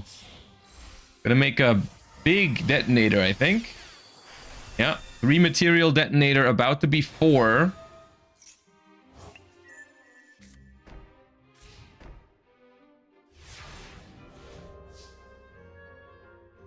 We do have the Mitsurugi trap. That's going to be quite the task for 5 cards in hand. It's not completely impossible. It depends on what deck they're playing. It is a Mitsurugi deck themselves. Okay.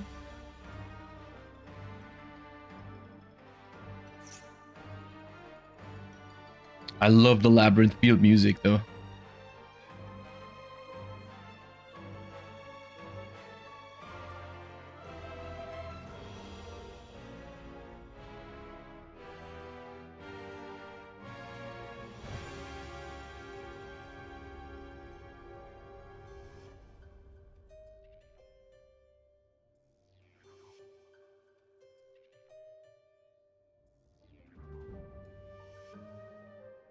Nothing beats the Life Twin one? Nah, I think this is better. I think this is better than the Life Twin one. For sure. I don't think it's close.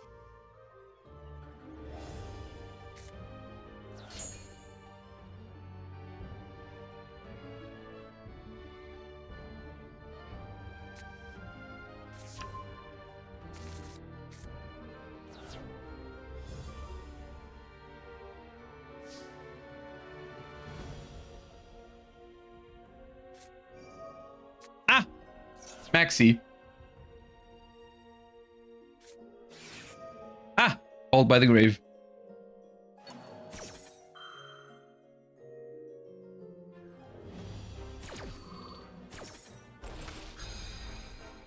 All right, correction. We don't play 4 versus 4. We play 3 versus 3. Because both players had Maxi and both players had an out, so they both play with 2 less cards. Which is not great for Leo here.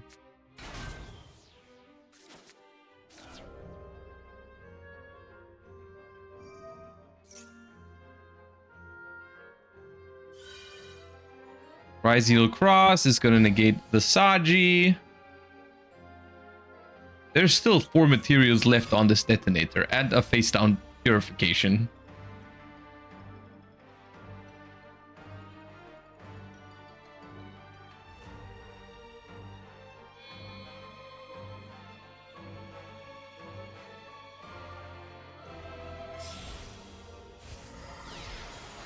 And all it is Typhon. Another one for the win rate.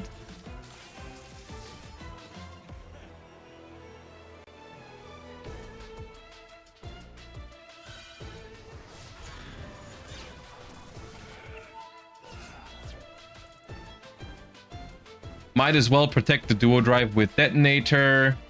You activate Typhon. Yeah, okay. You know what? It would have been nice for Typhon's win rate if you just didn't make that. But all right. All right, I guess. Fair enough.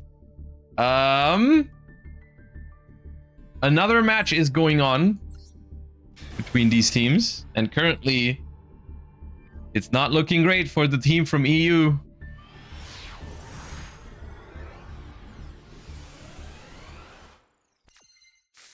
But they're going first here.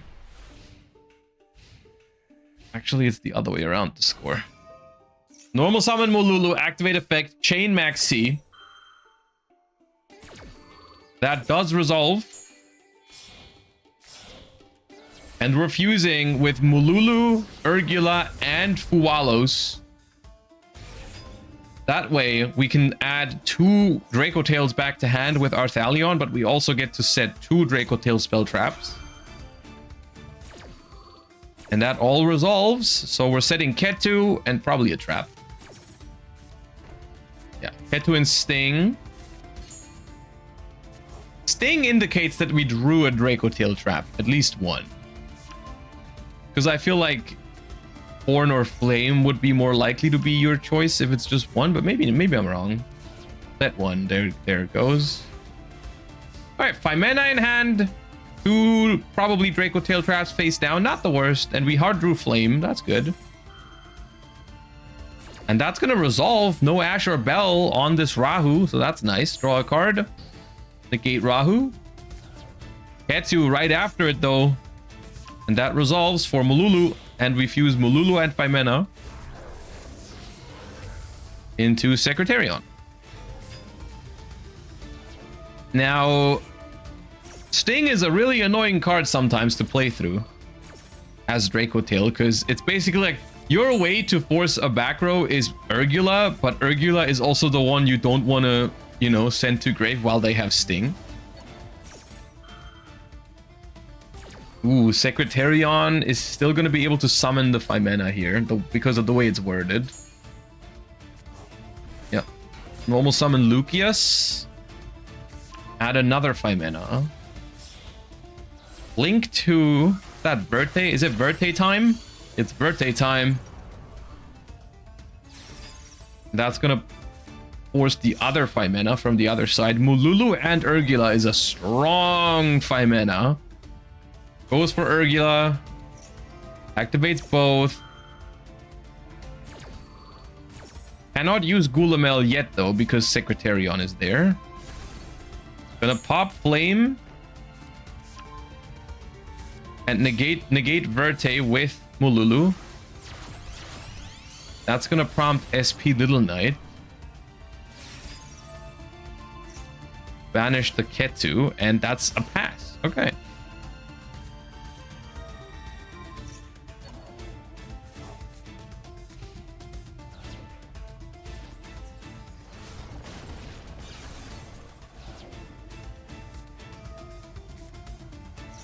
Now, what is that other card that they set? I think it was Horn.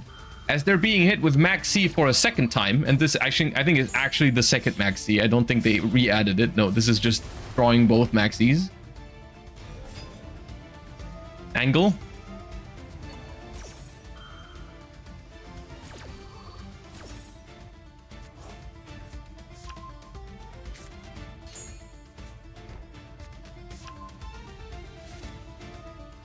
But luckily for Team KOH, the mirror match is probably the one where Maxi is the least impactful.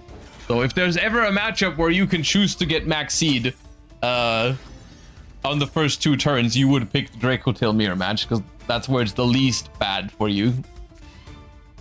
All right.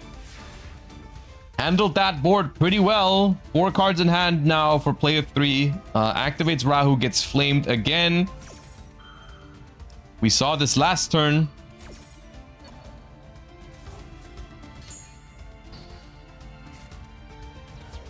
Three cards in hand left. And we also saw this last turn. They drew a lot of spell cards. They're chaining Horn here on the Arthalion to prevent the Ketu from being able to fuse, which is not bad. But at the same time, the Ketu is still going to be a strong play here.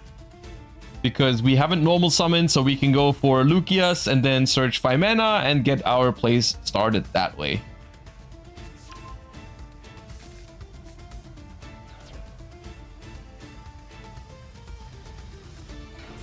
Normal summon Lucius, there it goes.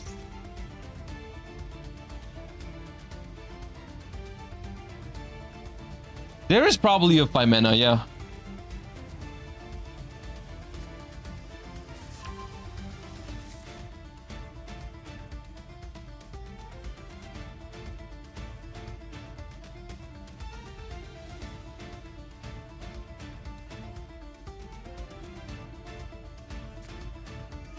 Ooh, Branded Fusion. I think that was drawn.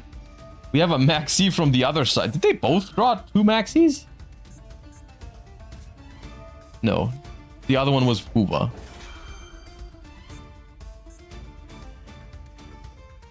Chain 5 mana. I mean, yeah, this is it's still not the worst. Urgula and 5 mana is Urgula is probably the best one to have in hand here. Make Arthalion.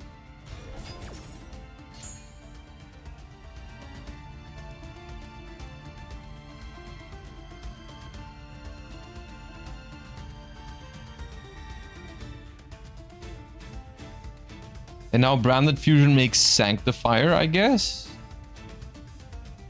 And then you can set... How many traps do we have left in the deck? Oh, just 1. Oh, that hurts. Thing and Horn are both in the graveyard, so all we have is 1 flame. Ooh, make Rindbrum with Uva. Okay.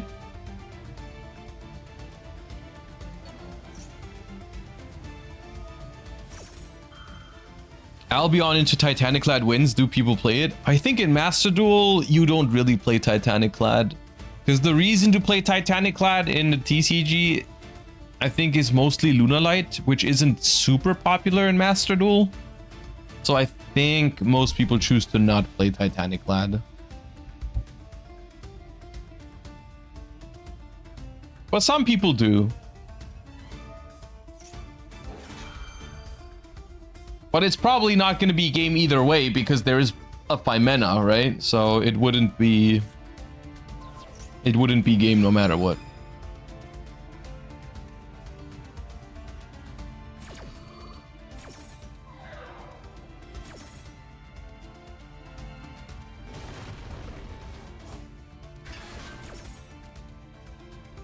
I don't think we're going to be able to go for a game this turn. I think it's just way too resilient. I mean, the Arthalion gets negated here. The opposing Arthalion in the graveyard is already a huge problem. Because that throws another just body in the way of going for game. And I feel like that's the goal here for KOH player 3 is just to survive this turn, right? If they survive this turn with this amount of cards in hand, they probably just find a way to win. Which is gonna force the Dracotail player to commit more here, unless they really think they can outgrind from this position. At the same time, I don't really see a way how you can go for game here. Yeah.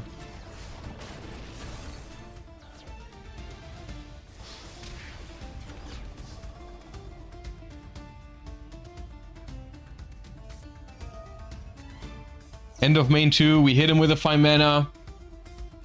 And if that fuses 2 Dracotails, it might be cooked.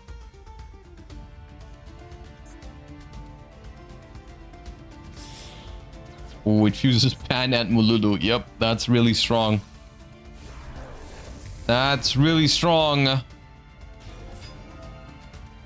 Rindbrum is bad in the mirror. I mean, the problem with Rindbrum in the mirror is that it's never gonna... I mean, they're always gonna chain block it, right? Like, you're never gonna be able to negate, like, an Arthalion with it.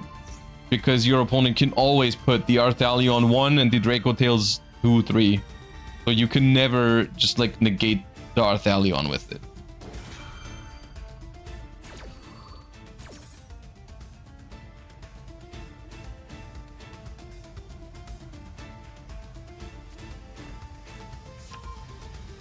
Shouldn't they have summoned the Arthalion in attack? Maybe. Yeah. Probably. I'm not sure what they were scared of since Horn is already in the graveyard.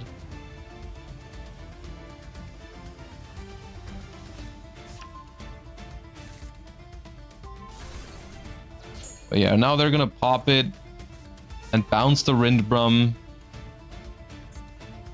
There is no Pan in the graveyard. So it's looking rough for the player at the bottom here. Which, funnily enough, is the player who drew more Maxis this game. They drew more Maxis, but that wasn't enough to win this one. And that is the equalizer in the series. But there's already another game that was played, and that is a win for KOH. Okay, KOH, the team from EU, is up 2-1, leaving the hope alive for a European team to make it into the finals. So let's see how these other games go. Meanwhile, in the other match, for anyone that's following these players, it is currently... Oh, they're already... Hold up, where is it? It's IDK versus B&E, right? Yeah. 1-2. It's 2-1 for Team IDK at the moment in the other match.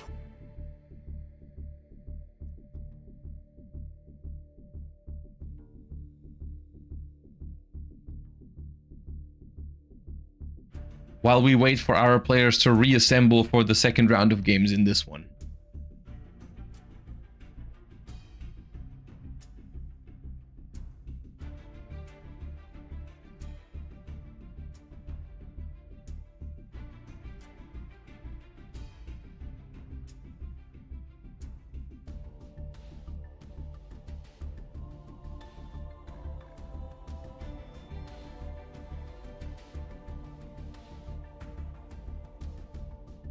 Hello, gamers. Mod check. There they are. The duelists are reassembling.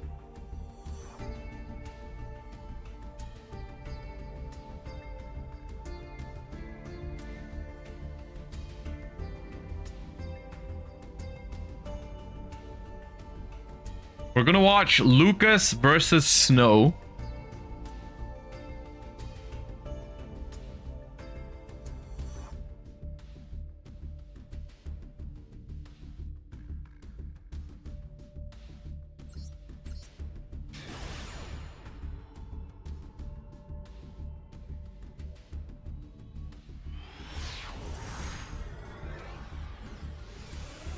All right, and Lucas is gonna go first in this one. Rocking the Arthalion sleeves and the Draco Tail coin. I was gonna be surprised if it wasn't a Draco Tail deck, and it is normal summon Mululu, followed by activate branded fusion. So it is a Draco Tail branded. Probably playing it this way so that if they get Fuwad or Max Seed, they can chain the Mululu and still make Arthalion. But it looks like they are just resolving the branded fusion right now,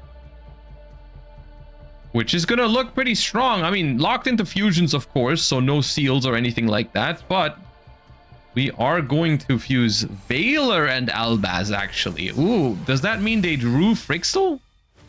I think it might. I think that's an indicator that they drew Frixel. So the Mululu is just going to fuse with the Frixel, and they can maybe add the Valor back to hand. One other cool thing that I've seen people do with Albion the Sanctifier Dragon is give the opponent Effect Valor in attack mode, and then use Horn to add it back to your hand, which I thought was pretty neat.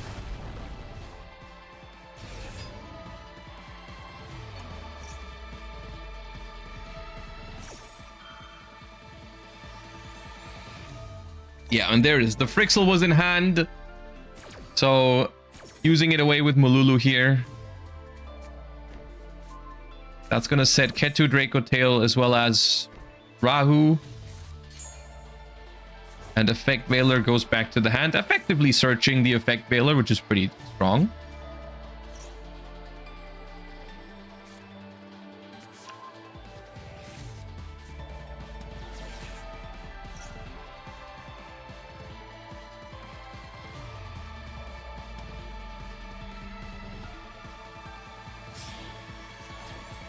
Using 5 mana and Urgula here for Gulamel, and that means we're going to be basically ending on 2 traps as well as an Effect Valor in hand, and 5 mana can be added back to the hand with Urgula. And of course we have the Sanctifier interrupt on the opponent's turn as well, which is pretty solid. Not unbreakable, but pretty solid. Also, we're setting Sting and Horn, which could indicate Flame in hand.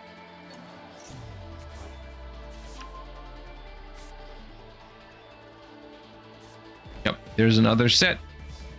So, probably drew Flame.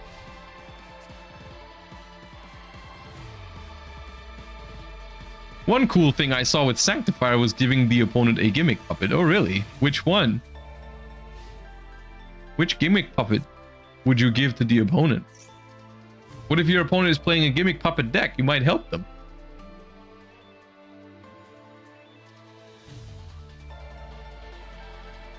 All right, we see Snow. Of course, I think that was Mitsurugi Raizel. We saw it in the first game.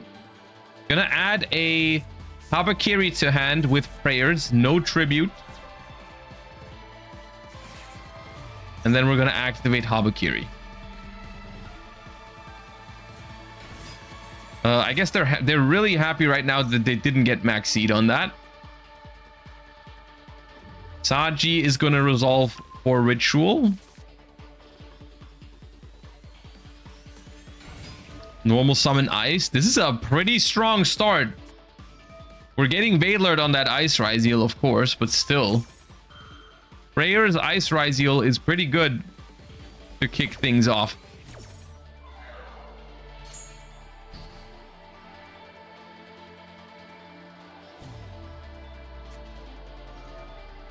Following things up with Ritual, that's surely going to be hit with the Flame.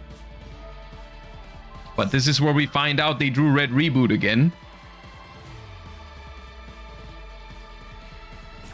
No, okay, that also just resolves.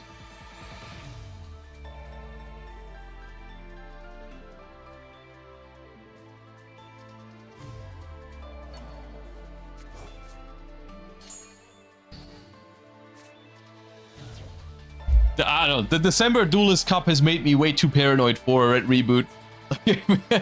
I would just get Red Rebooted more than I didn't. Wait, we're crashing Ice Ryzeal? Why is that? You're playing evenly? No way. That's gotta be bait, right? That's bait. Don't fall for the bait. Yeah, okay. I was about to say.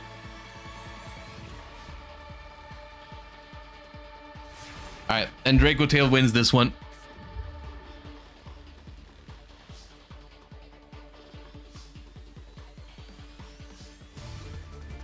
Not wasting any time. Just going battle phase. And that's going to be another win for Team KOH. One step closer to the finals for the last remaining European team in the tournament. Let's see how their teammates are doing. Both games are still running. So let's see what's going on down here.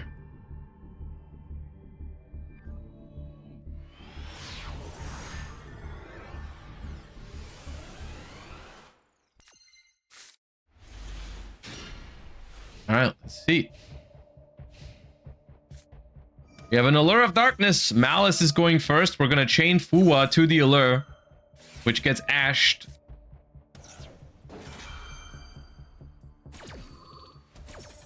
No Maxi in response.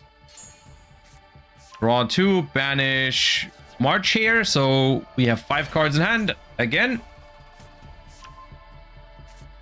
And activate Gold Sarcophagus. Banishes Dormouse, and Dormouse hits the board. Alright, respectfully.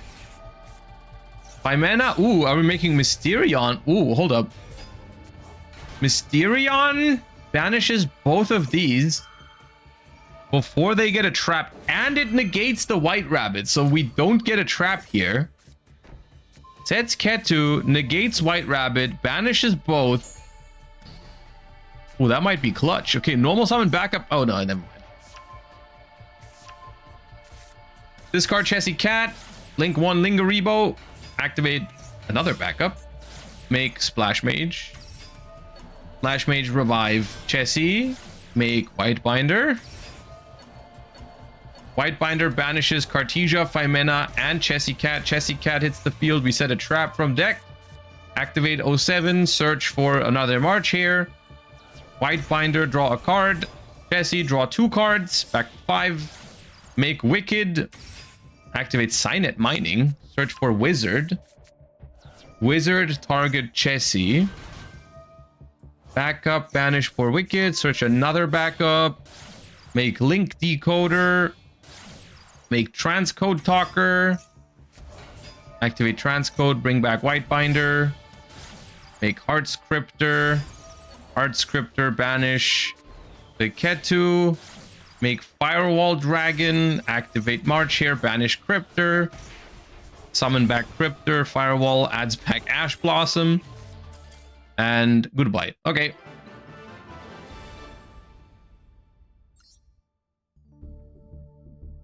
And the other one, let's see.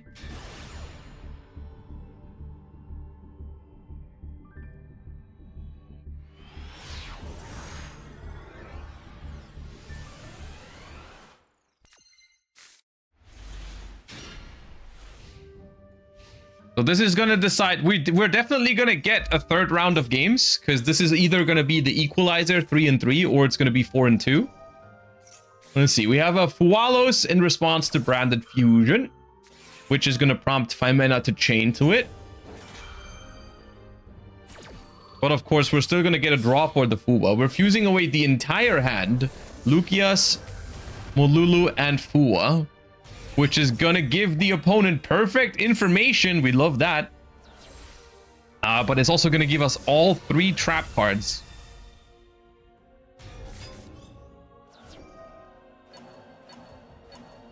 All right, we're going to have... It's a really strong opener for Branded Dracotail here into a Fuwa. But, I mean, Baylor on our Thalion is pretty clutch here. That was going to add back, I think, 3 cards. Was it 3 or 2? I think it was 3. It was Mululu, Lucius, and Fuwa. Yeah, it was 3. All right, but we do get all 3 trap cards. So we have all 3 traps and Sanctifier against 5 cards in hand. Let's see how it goes. Activate Prayers. Tribute Habakiri. Chain Sting. On Habakiri. So that the Habakiri cannot search. We're gonna search Saji and special Saji. Or another copy of Prayers, which we can't activate. Okay, Ritual. Chain Flame. Chain Ash. Chain Sanctifier. All right, here we go. Brixel to your side. Femena to the opponent's side. In attack mode, so we can horn it. Tribute Kusanagi and Night Sword Serpent to summon from hand Habakiri. Wait, no, from deck. No, from hand. Night Sword Serpent. Brixel activates. Gonna give us Mululu.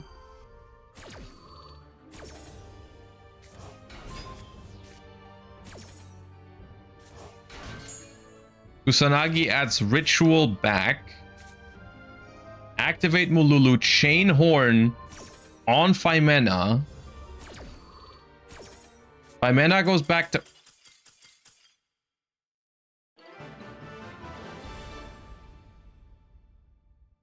Oh, that's unfortunate. Oh, that's unfortunate. That was such an interesting game state still. Oh, the connection failed. I don't even know who is winning. I don't know who is winning. I'm honest. I have no idea. Like the Mitsurugi turn was looking strong, but Dracotail, I mean, it depends what they draw off of those Horn and Sting draws as well. That's an unfortunate one. I would have loved to see how this plays out. Well, okay. It is what it is. What can you do? We're going into a third round of games here in the semifinals between these two teams. Once again, it is KOH, the last remaining team from Europe, versus Team HYW from Asia. And currently, Team KOH has 4 wins, so it means they only need one more. Just one more win to advance to the finals.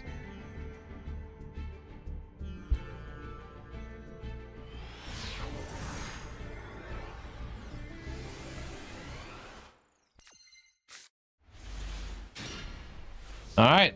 And this could be the last game of the series if Leo wins this one. We're starting things off strong. Normal summon Ice Ryziel gets hit with Imperm.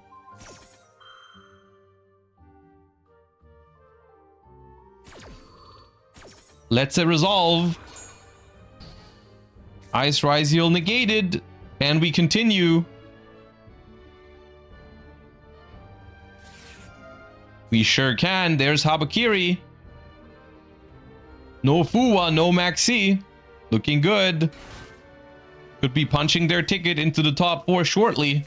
Into the finals, actually. Saji gets ashed. Okay, hold up.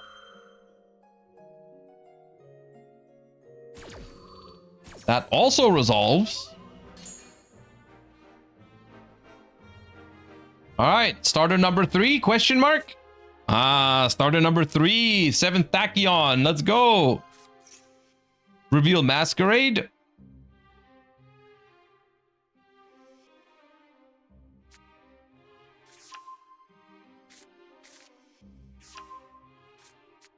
Card back to hand. Back to the deck, I mean.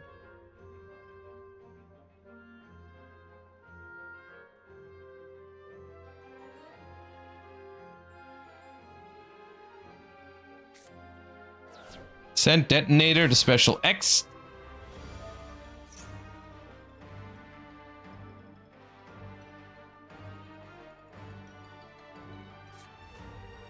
Get Sword.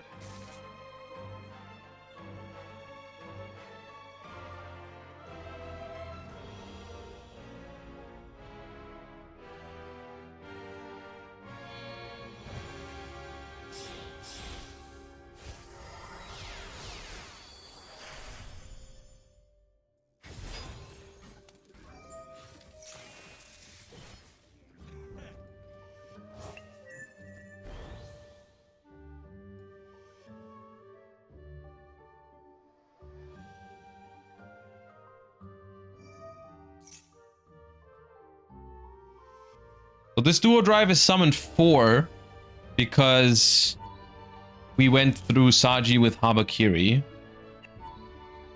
So we have to do this before we summon the sword, otherwise we could get Nibiru'd.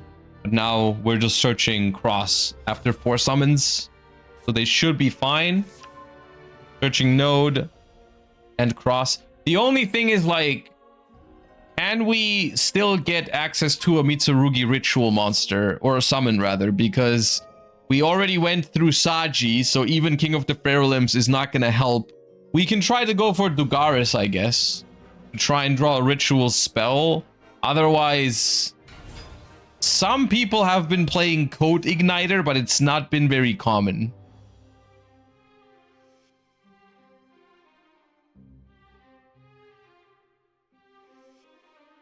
As a non-Ryziel player, why do we send and attach Detonator instead of another duo drive? I think it depends. I think most people just play 2 of one and 1 of the other. And I'm not sure which one's more popular. I assume because they sent Detonator that they play 2 Detonators, 1 duo drive. I think most people... I've seen it the other way around. I've seen people play 2 duo drive, 1 Detonator, but I haven't seen people play 2 and 2. So, yeah. Typically, I think it's better to play 2 duo drives because that one in the graveyard cannot get bestialed. On the other hand, if you play 2 Detonators, if one gets bestialed, you have another one in rotation still. Why not send twins? Sometimes you want your... This is really risky, by the way, because they now have... Like, they get nipped into oblivion here. Sometimes you want to send a Ryziel name so that your duo drive can attach it. Because duo drive, as opposed to Detonator, duo drive can only attach Ryziel monsters. So if you want the duo drive to provide protection from hand traps, you want it to have 3 materials. Because... in order to be able to detach one from duo drive with Cross, you have to have 3 materials, because otherwise, if you detach one and then you don't have 2 more to detach for its effect.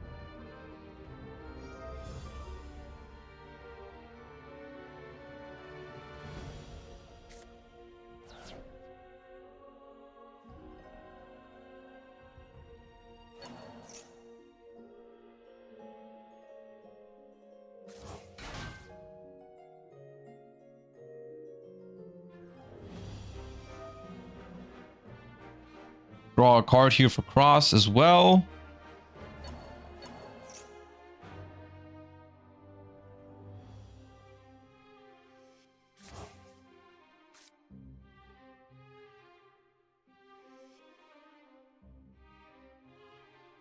And this is where, like, if you don't draw a Mitsurugi ritual spell or access to it, this is where this end board could be beatable, but like even if it's just Detonator pass here with Cross up against what's going to be 4 cards in hand, that's still not easy. Like, they drew 2 cards with Dugaris. They drew 1 card with Ryziel Cross. So if they didn't find a way to start the Mitsurugi plays, they probably drew some non-engine at least.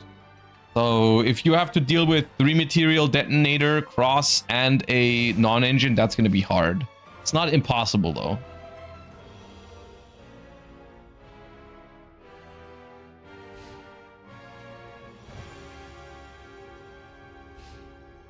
I also don't know. I don't think we've seen which deck player 1 is on yet.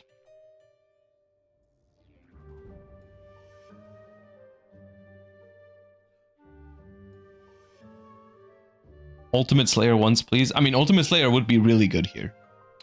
But I doubt we're seeing Ultimate Slayer in best of 1 very often. It would have to be like Tenpai or Gem Knight. Which I don't think is likely.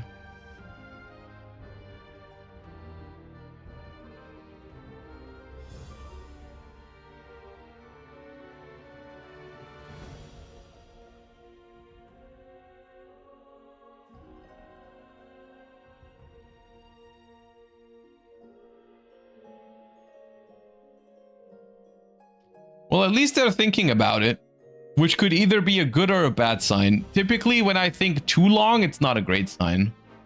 But at least it means they have multiple options.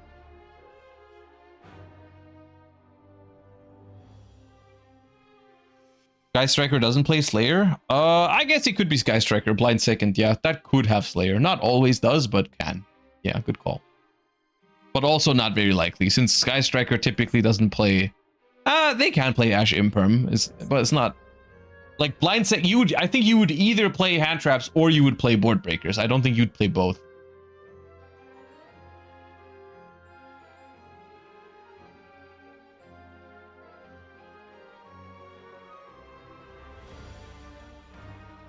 Disconnection? I mean, I guess out of all the games, this one would not be as frustrating to disconnect from, because this one is still... it's not in your favor at the moment. Let's say it like that. What do you think about Gordian Slicer? I think it's very interesting. Oh, it's Malice. Yeah, Malice probably doesn't break this. I think Gordian Slicer is very interesting design, but I think it's a little on the weaker side, unfortunately. But it's a cool card. Oh no, it's another one for the win rate. Typhon hits the board.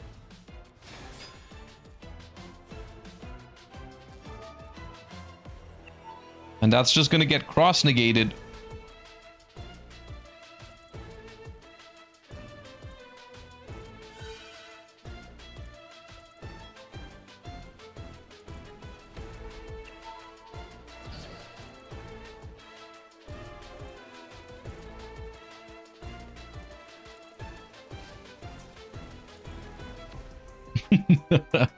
Stop making Typhon right before losing. I mean, it's not technically over yet.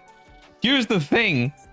It's unlikely, but if Ryziel doesn't find another play next turn, which is really unlikely, but they only have 1 Exceed material on the field right now. They're going to draw 1 card for turn. They're going to draw 1 card for cross. If they don't find another play, technically all they have is attack the Typhon and pass back. Technically. Oh, they don't even draw for turn, right? Good call. Dugaris last turn. They only have the cross draw. But the thing is, they could already have a second, like, 7th Tachyon in hand, or another Ice Ryziel or whatever. Like, they could already have follow-up.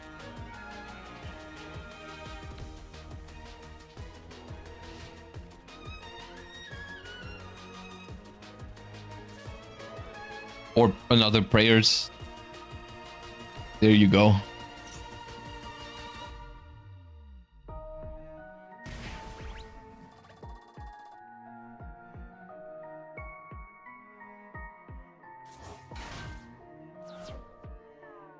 And that basically guarantees a play next turn. Yeah. And that is the win for Leo. And not only that, that is the win for Team KOH here in the top 4. They move on to the finals, keeping the EU hopes alive. We have one EU team in the finals, which means we're back to equal. It's back to 50-50 in terms of the representation, because the other team is from Asia, which I believe has already been decided. Let me see. Let's count. Let's count. Hold up. It's 1-0 for Team IDK against BNE, 2-0, 2-1, 3-1, 3-2, 3-3, 4-3 for BNE, 5-3 for BNE, 6-3 for BNE. All right, it is KOH versus BND in the finals. So we're going to see Gimlet again in the finals. Let me quickly adjust the overlay. Finals. And reset the scores.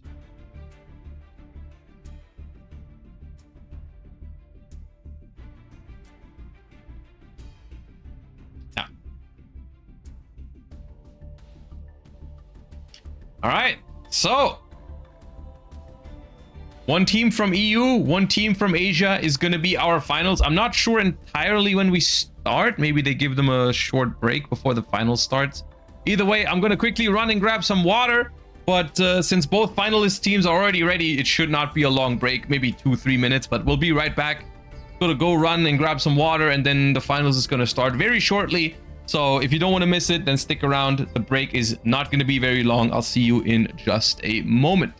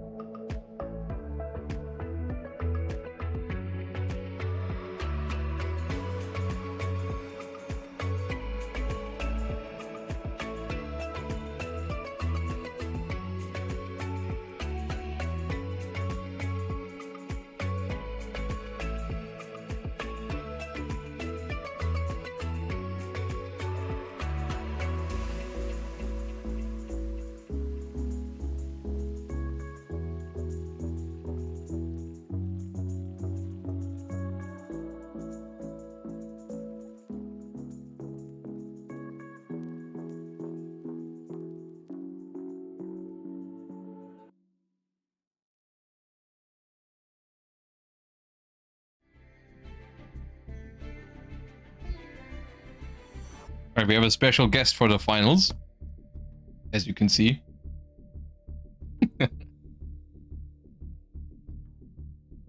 Welcome back, everyone.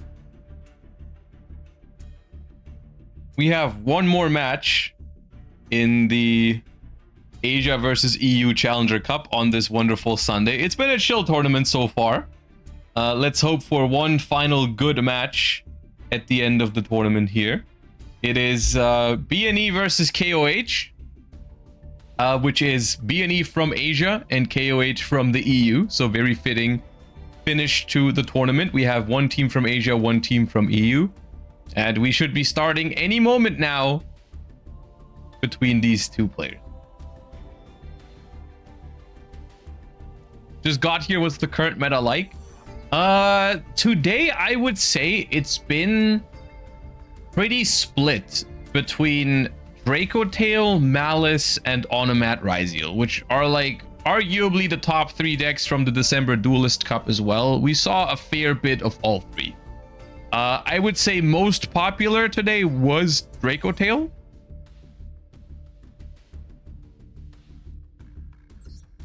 All right, let's go into the first game.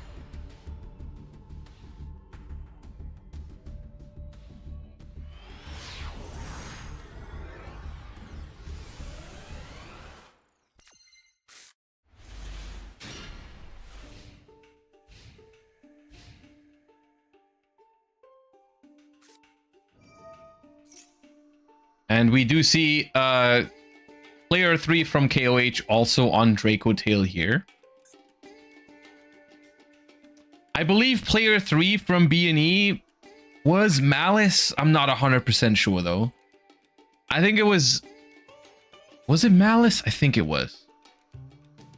It's been a while since... It was a couple of games ago that we spectated BNE. I think it was in top 8. I think it was Malice, but...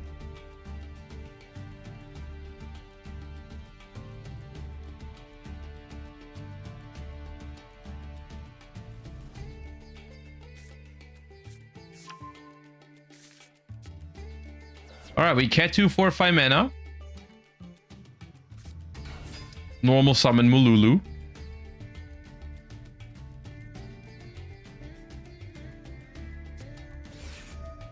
And then we activate Rahu. So we have a bunch of plays, actually. We're going to get ashed on Rahu here.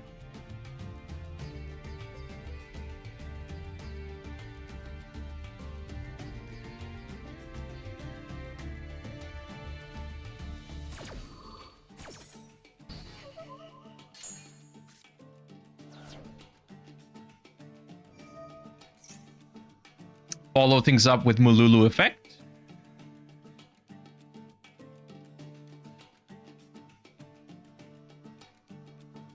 And that looks like it's resolving. So I guess the question is, how many Malice, how many Draco Tail names did they draw? They drew another Mululu and a 5 mana. So this is neat because they're going to get to keep Mululu on the field, which is always good because it means you have another layer of interruption on the opponent's turn via that Mululu. Especially against Malice, this is big because it means you can use the Mululu to go into Arthalion and you can use the 5 mana to go into Mysterion. However, Impermanence is going to cut them off of a bunch of cards in hand, which is going to really hurt. 2 less monsters to fuse with is definitely a big deal. Hopefully they can resolve their trap cards to draw into more fusion material, I guess, is what they need to hope for. We're gonna go for Draco Tail Horn. The question against Malice is always like, do you go for Flame or not? Because sometimes they just don't need spells to play with, but I feel like whenever you don't have Flame, you just open yourself up to some of their most powerful starters, like Allure, Gold Sark, Malice, and Underground. Or Signet Mining. Okay, Signet Mining, discard red reboot is crazy. That's so scary. Of course they have another one, right? They have to have 2 reboots. There's no way they don't. There's no way that's your discard. Yeah, okay.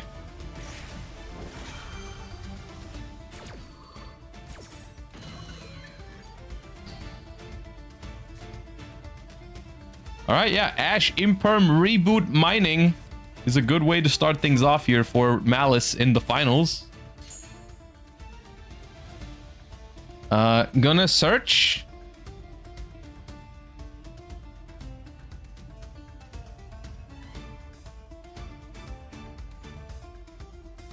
And this is the worst case scenario for Draco Tail because it means we don't draw any cards this turn, which really hurts. It really hurts. Unless the last card in hand is Maxi, then you're maybe fine. If it resolves.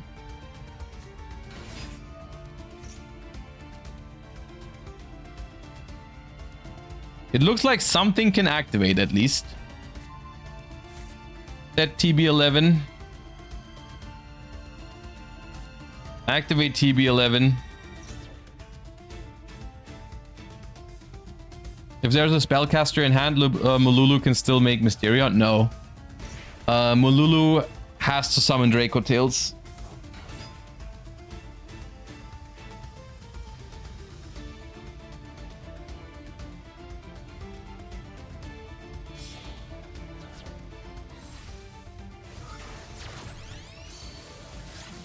Making Lingeribo even though the opponent is unable to use trap cards.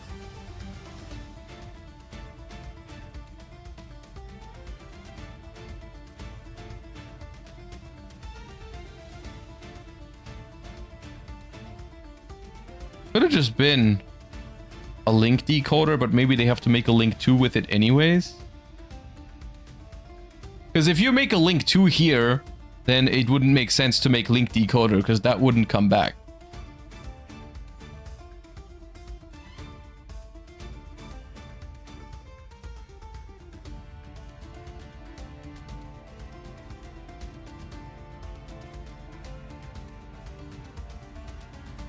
If it's backup in hand, I'm crashing out.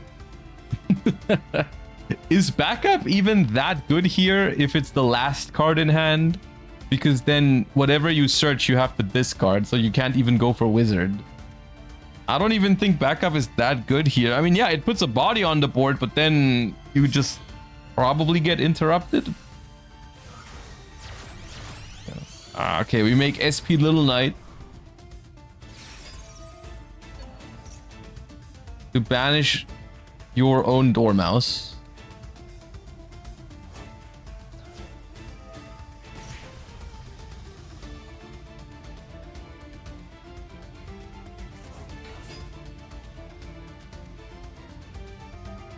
And now we have to do something about this.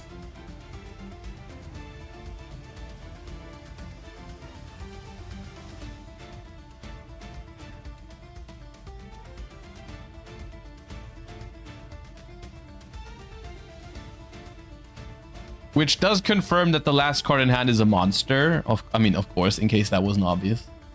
I guess the question is, how good of a monster is it? You know, because it could really make a difference if it's like a pan here or something.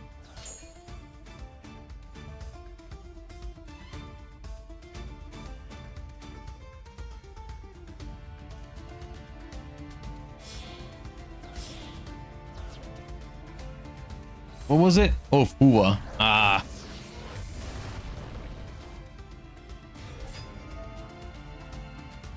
Hello, I can't see.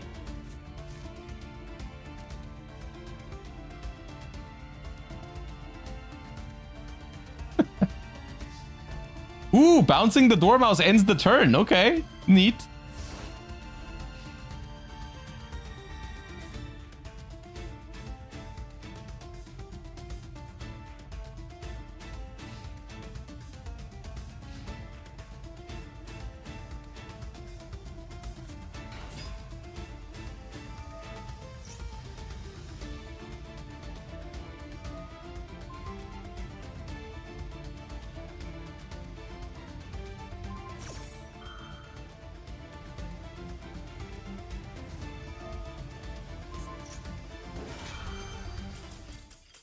And Malice goes down to Draco Tail despite drawing Ash, Imperm, Red Reboot, and Cynet Mining. Interesting. I wonder what that last card in hand was. But okay, the other games are still going. I believe Gimlet versus Leo should be a Ryziel mirror match, but I think one of them is Ryziel on a mat and the other one was Ryziel Mitsu, if I remember correctly. But it is Leo going first here.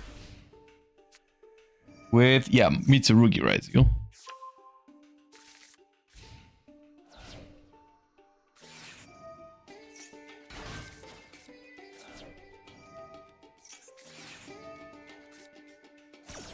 And we're ashing the Saji. And we're passing. Uh-oh. Passing to one ash with Mitsu Ryziel is definitely not the norm, but it unfortunately happened here. X Ryziel is the search off 7th Tachyon. Put one card back. Didn't get rolled. Didn't get max seed. Gets Veilered on X though. Veiler in Mitsu Ryziel. Okay.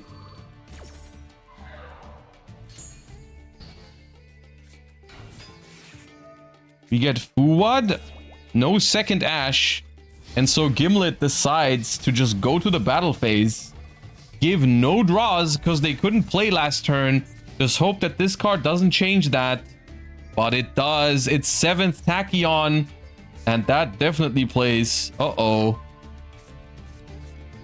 We have Max C on res though, and they push. They push. Another draw for sword. Make duo drive. Draw another card. Catch. Get Veilered on duo drive.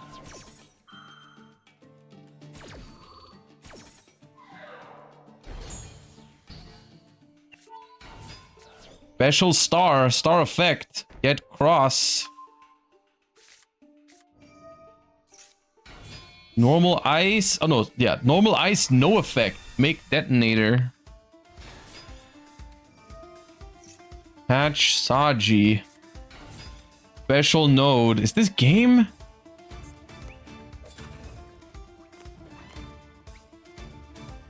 Surely it's not game. You can't send cross for node. That's crazy. Even if you do, Dugaris makes this 6,000. 55, 11, 12. That's not game.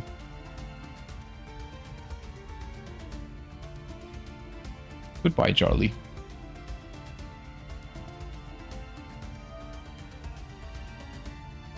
I wonder why the Ice Ryziel didn't activate. Did we just... Oh, we had no target for it, right? It special summons one except Ice, but we drew Star. And we had X and Sword already in rotation. It just didn't have a target. Eclipse's game? Ooh, wait. What, Dugaris and then Eclipse?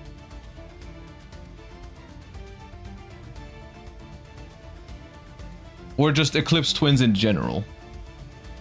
2011. Oh yeah, just Eclipse. Oh yeah, that's game. Gimlet gonna need another effect Veiler.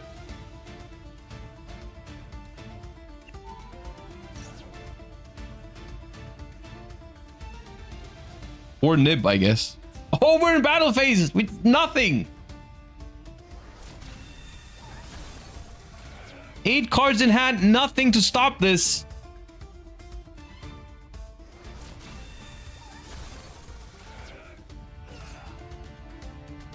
That's unexpected. I thought that was definitely going Gimlet's way, but not the case. And Duo Drive connects, and that is a second win for Team KOH already. Phenomenal start for the European team here. What was the other game? The other game was also a KOH win. It's 3-0. Uh-oh. 3-0. That's not looking good. What was the other game? Let's quickly check out what happened here before, because we're waiting for the second round of games anyways.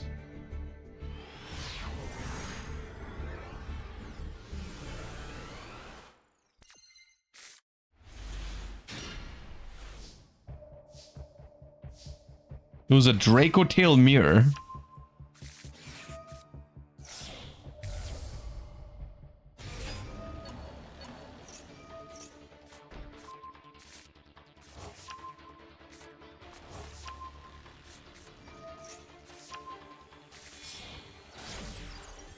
Goes Verte, activates Rahu.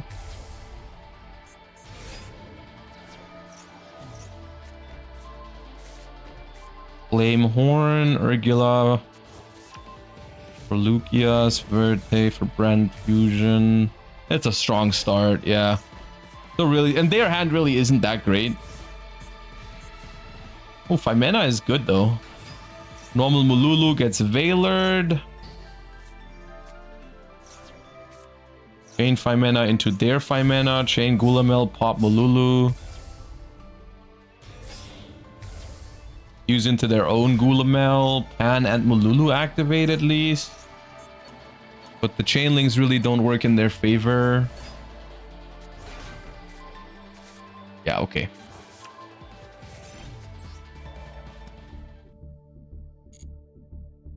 Alright. Oh, they switched sides. Now I have to change the score. Yeah. Okay. Well, it is a really strong start for Team KOH. If they win 2 out of those 3 games coming up, they might give us an early finish to the tournament even. But let's see.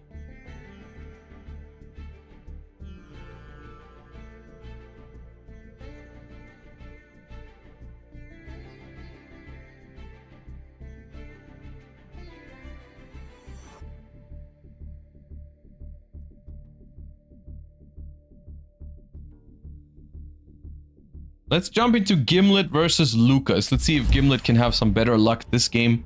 Because last game I feel like was pretty unfortunate.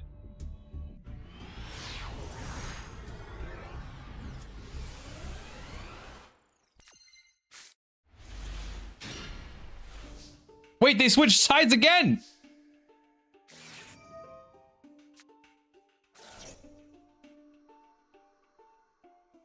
Why would they do this to me? Dodo Warrior is activated and isn't maxied, so that's better luck, I would say, than last game already.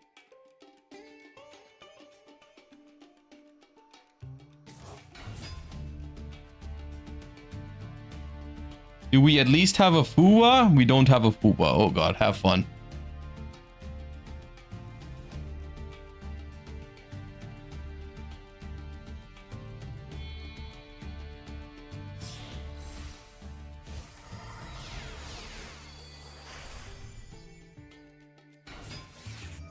We have 5 mana though. Okay, hold up, maybe. And honestly, the Max C here might seem strong, but it's more like a desperation play, I think. Because it basically means, oh no, if you bounce with Arthalion here, I might be in trouble. So I need to draw more cards. Because normally, I mean, you're expecting the opponent to just summon once with this 5 mana. It could mean double Max C, true. It could mean double. Or it could mean I'm gonna do this because I'm gonna keep playing after, and I guess you could have Nibiru later, and then I'm gonna draw more cards. But it could also mean, yeah, I'm in trouble. I need more cards. I guess. But yeah, it could mean either.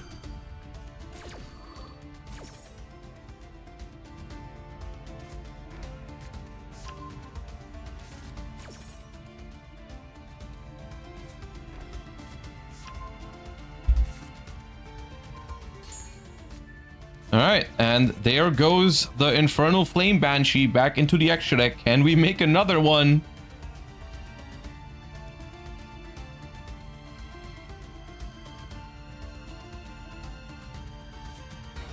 Oh yeah, we certainly can.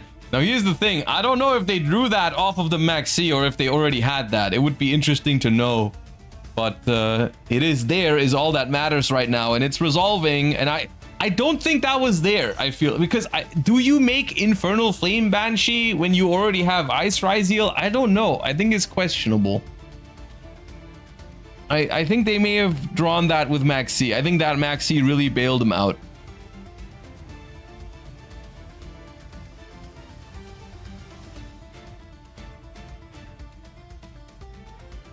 But that is now not looking pretty for Lucas, even though at the moment it might look like they have some pretty good setup. I think it depends on the build for Ryziel Onomat, really. If they have an easy way to deal with all those. I mean, Tornado Dragon can deal with one of the face downs already.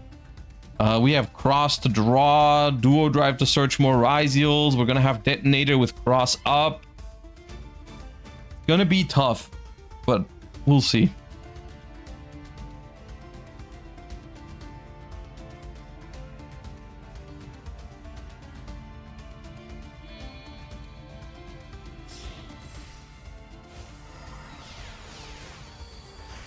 There's Tornado Dragon. That's gonna detach Star. That destroys the Ketu.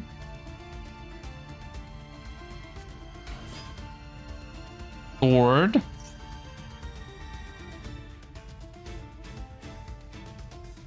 Okay, so we had Sword already, at least. Right? Sword for another... Wait, he has X as well?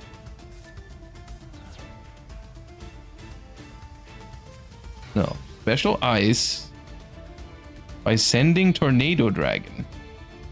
Oh, I think we want to summon back that Tornado Dragon with Eclipse Twins.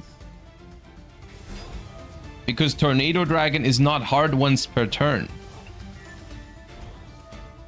That's neat.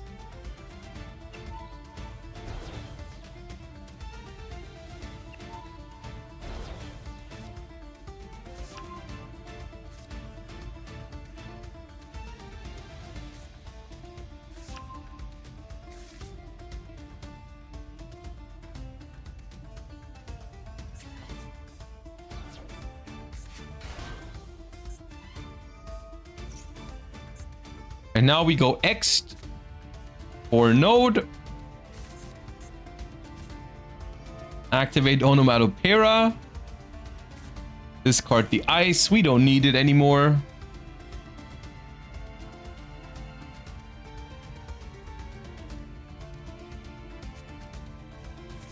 Grab Gaga Gaga Ganbera Knight.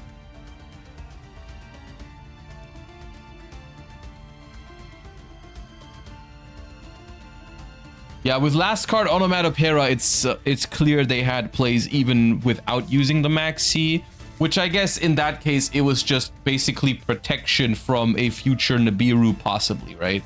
Because it's like, for now, I'm gonna draw one card for the Phimena summon, then I'm gonna keep playing, and if you have Nibiru, I'll draw two more, which is still pretty good, all things considered. And yup. The game ends turn 1, main 1, when Onomat is involved. And Gimlet takes this one down. What happened in the other game? The other game was a KOH win again. So that's a 4-1.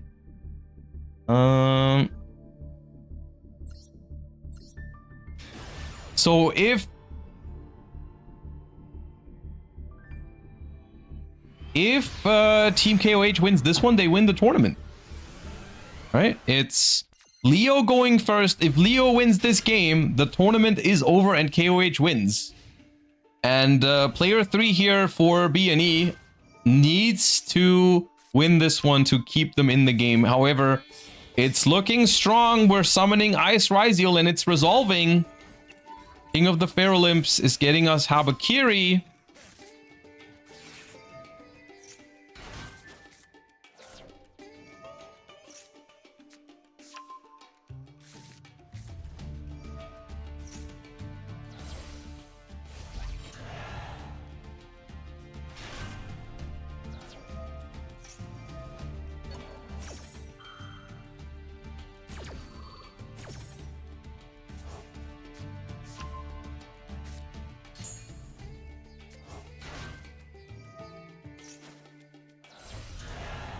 I don't know. I think this is Malice.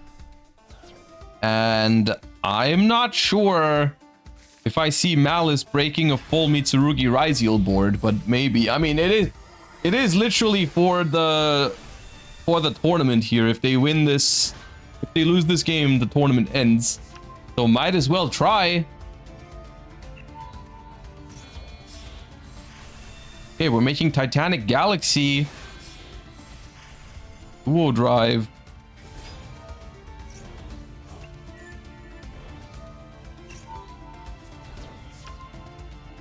Goes for star. You have 9 cards in hand. Hello?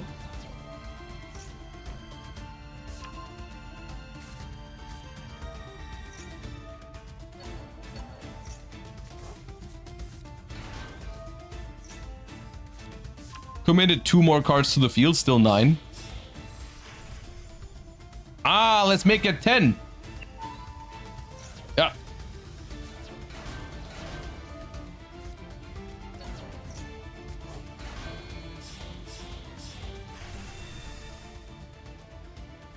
All right, 4 material detonator. Set 3, pass. I mean, I saw that one coming. I saw that. I knew that was gonna happen.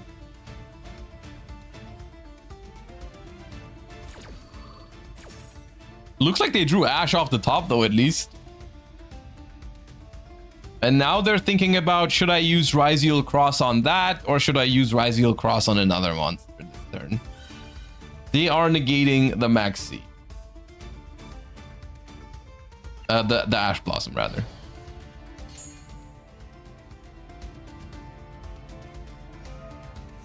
And Night Sword Serpent comes back in this case, which is very interesting. Because it was sent to grave by Ryziel Cross's effect. Alright, 5 cards to beat Titanic Galaxy, 4 material detonator, 3 face downs. With Murakumo in the graveyard. That's a tough ask. Hope Harbinger is going to negate and attach Allure of Darkness. Taking that. 4 cards in hand for Malice. And that's a goodbye. All right. And with that, we don't even get a 3rd round of games unless I terribly miscounted. But I feel like that's 5 wins for Team KOH. 1, 2, 3, 4, 5. Look, the odds were stacked against EU. There was only 1 European team in top 4, but they came through and won the entire thing. But it was also a phenomenal performance from a lot of the Asian teams in today's tournament. We had some great games today.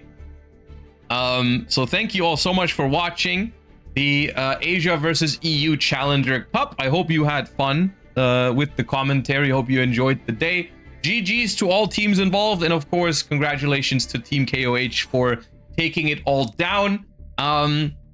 Well played, duelists. Thank you all so much for watching today. And I'll let you know about the streaming schedule this upcoming week. I've been taking a couple of days off over New Year's, just like trying to relax a little bit and prepare. But I'll probably go live tomorrow or Tuesday. At least that's the plan, and let you know about the like we should be returning to the normal schedule soon. But yeah. So with that, thank you so much for tuning in today. Hope you had fun watching. And I'll see you tomorrow or on Tuesday, one of the two. I'll let you know. By the way, bye bye.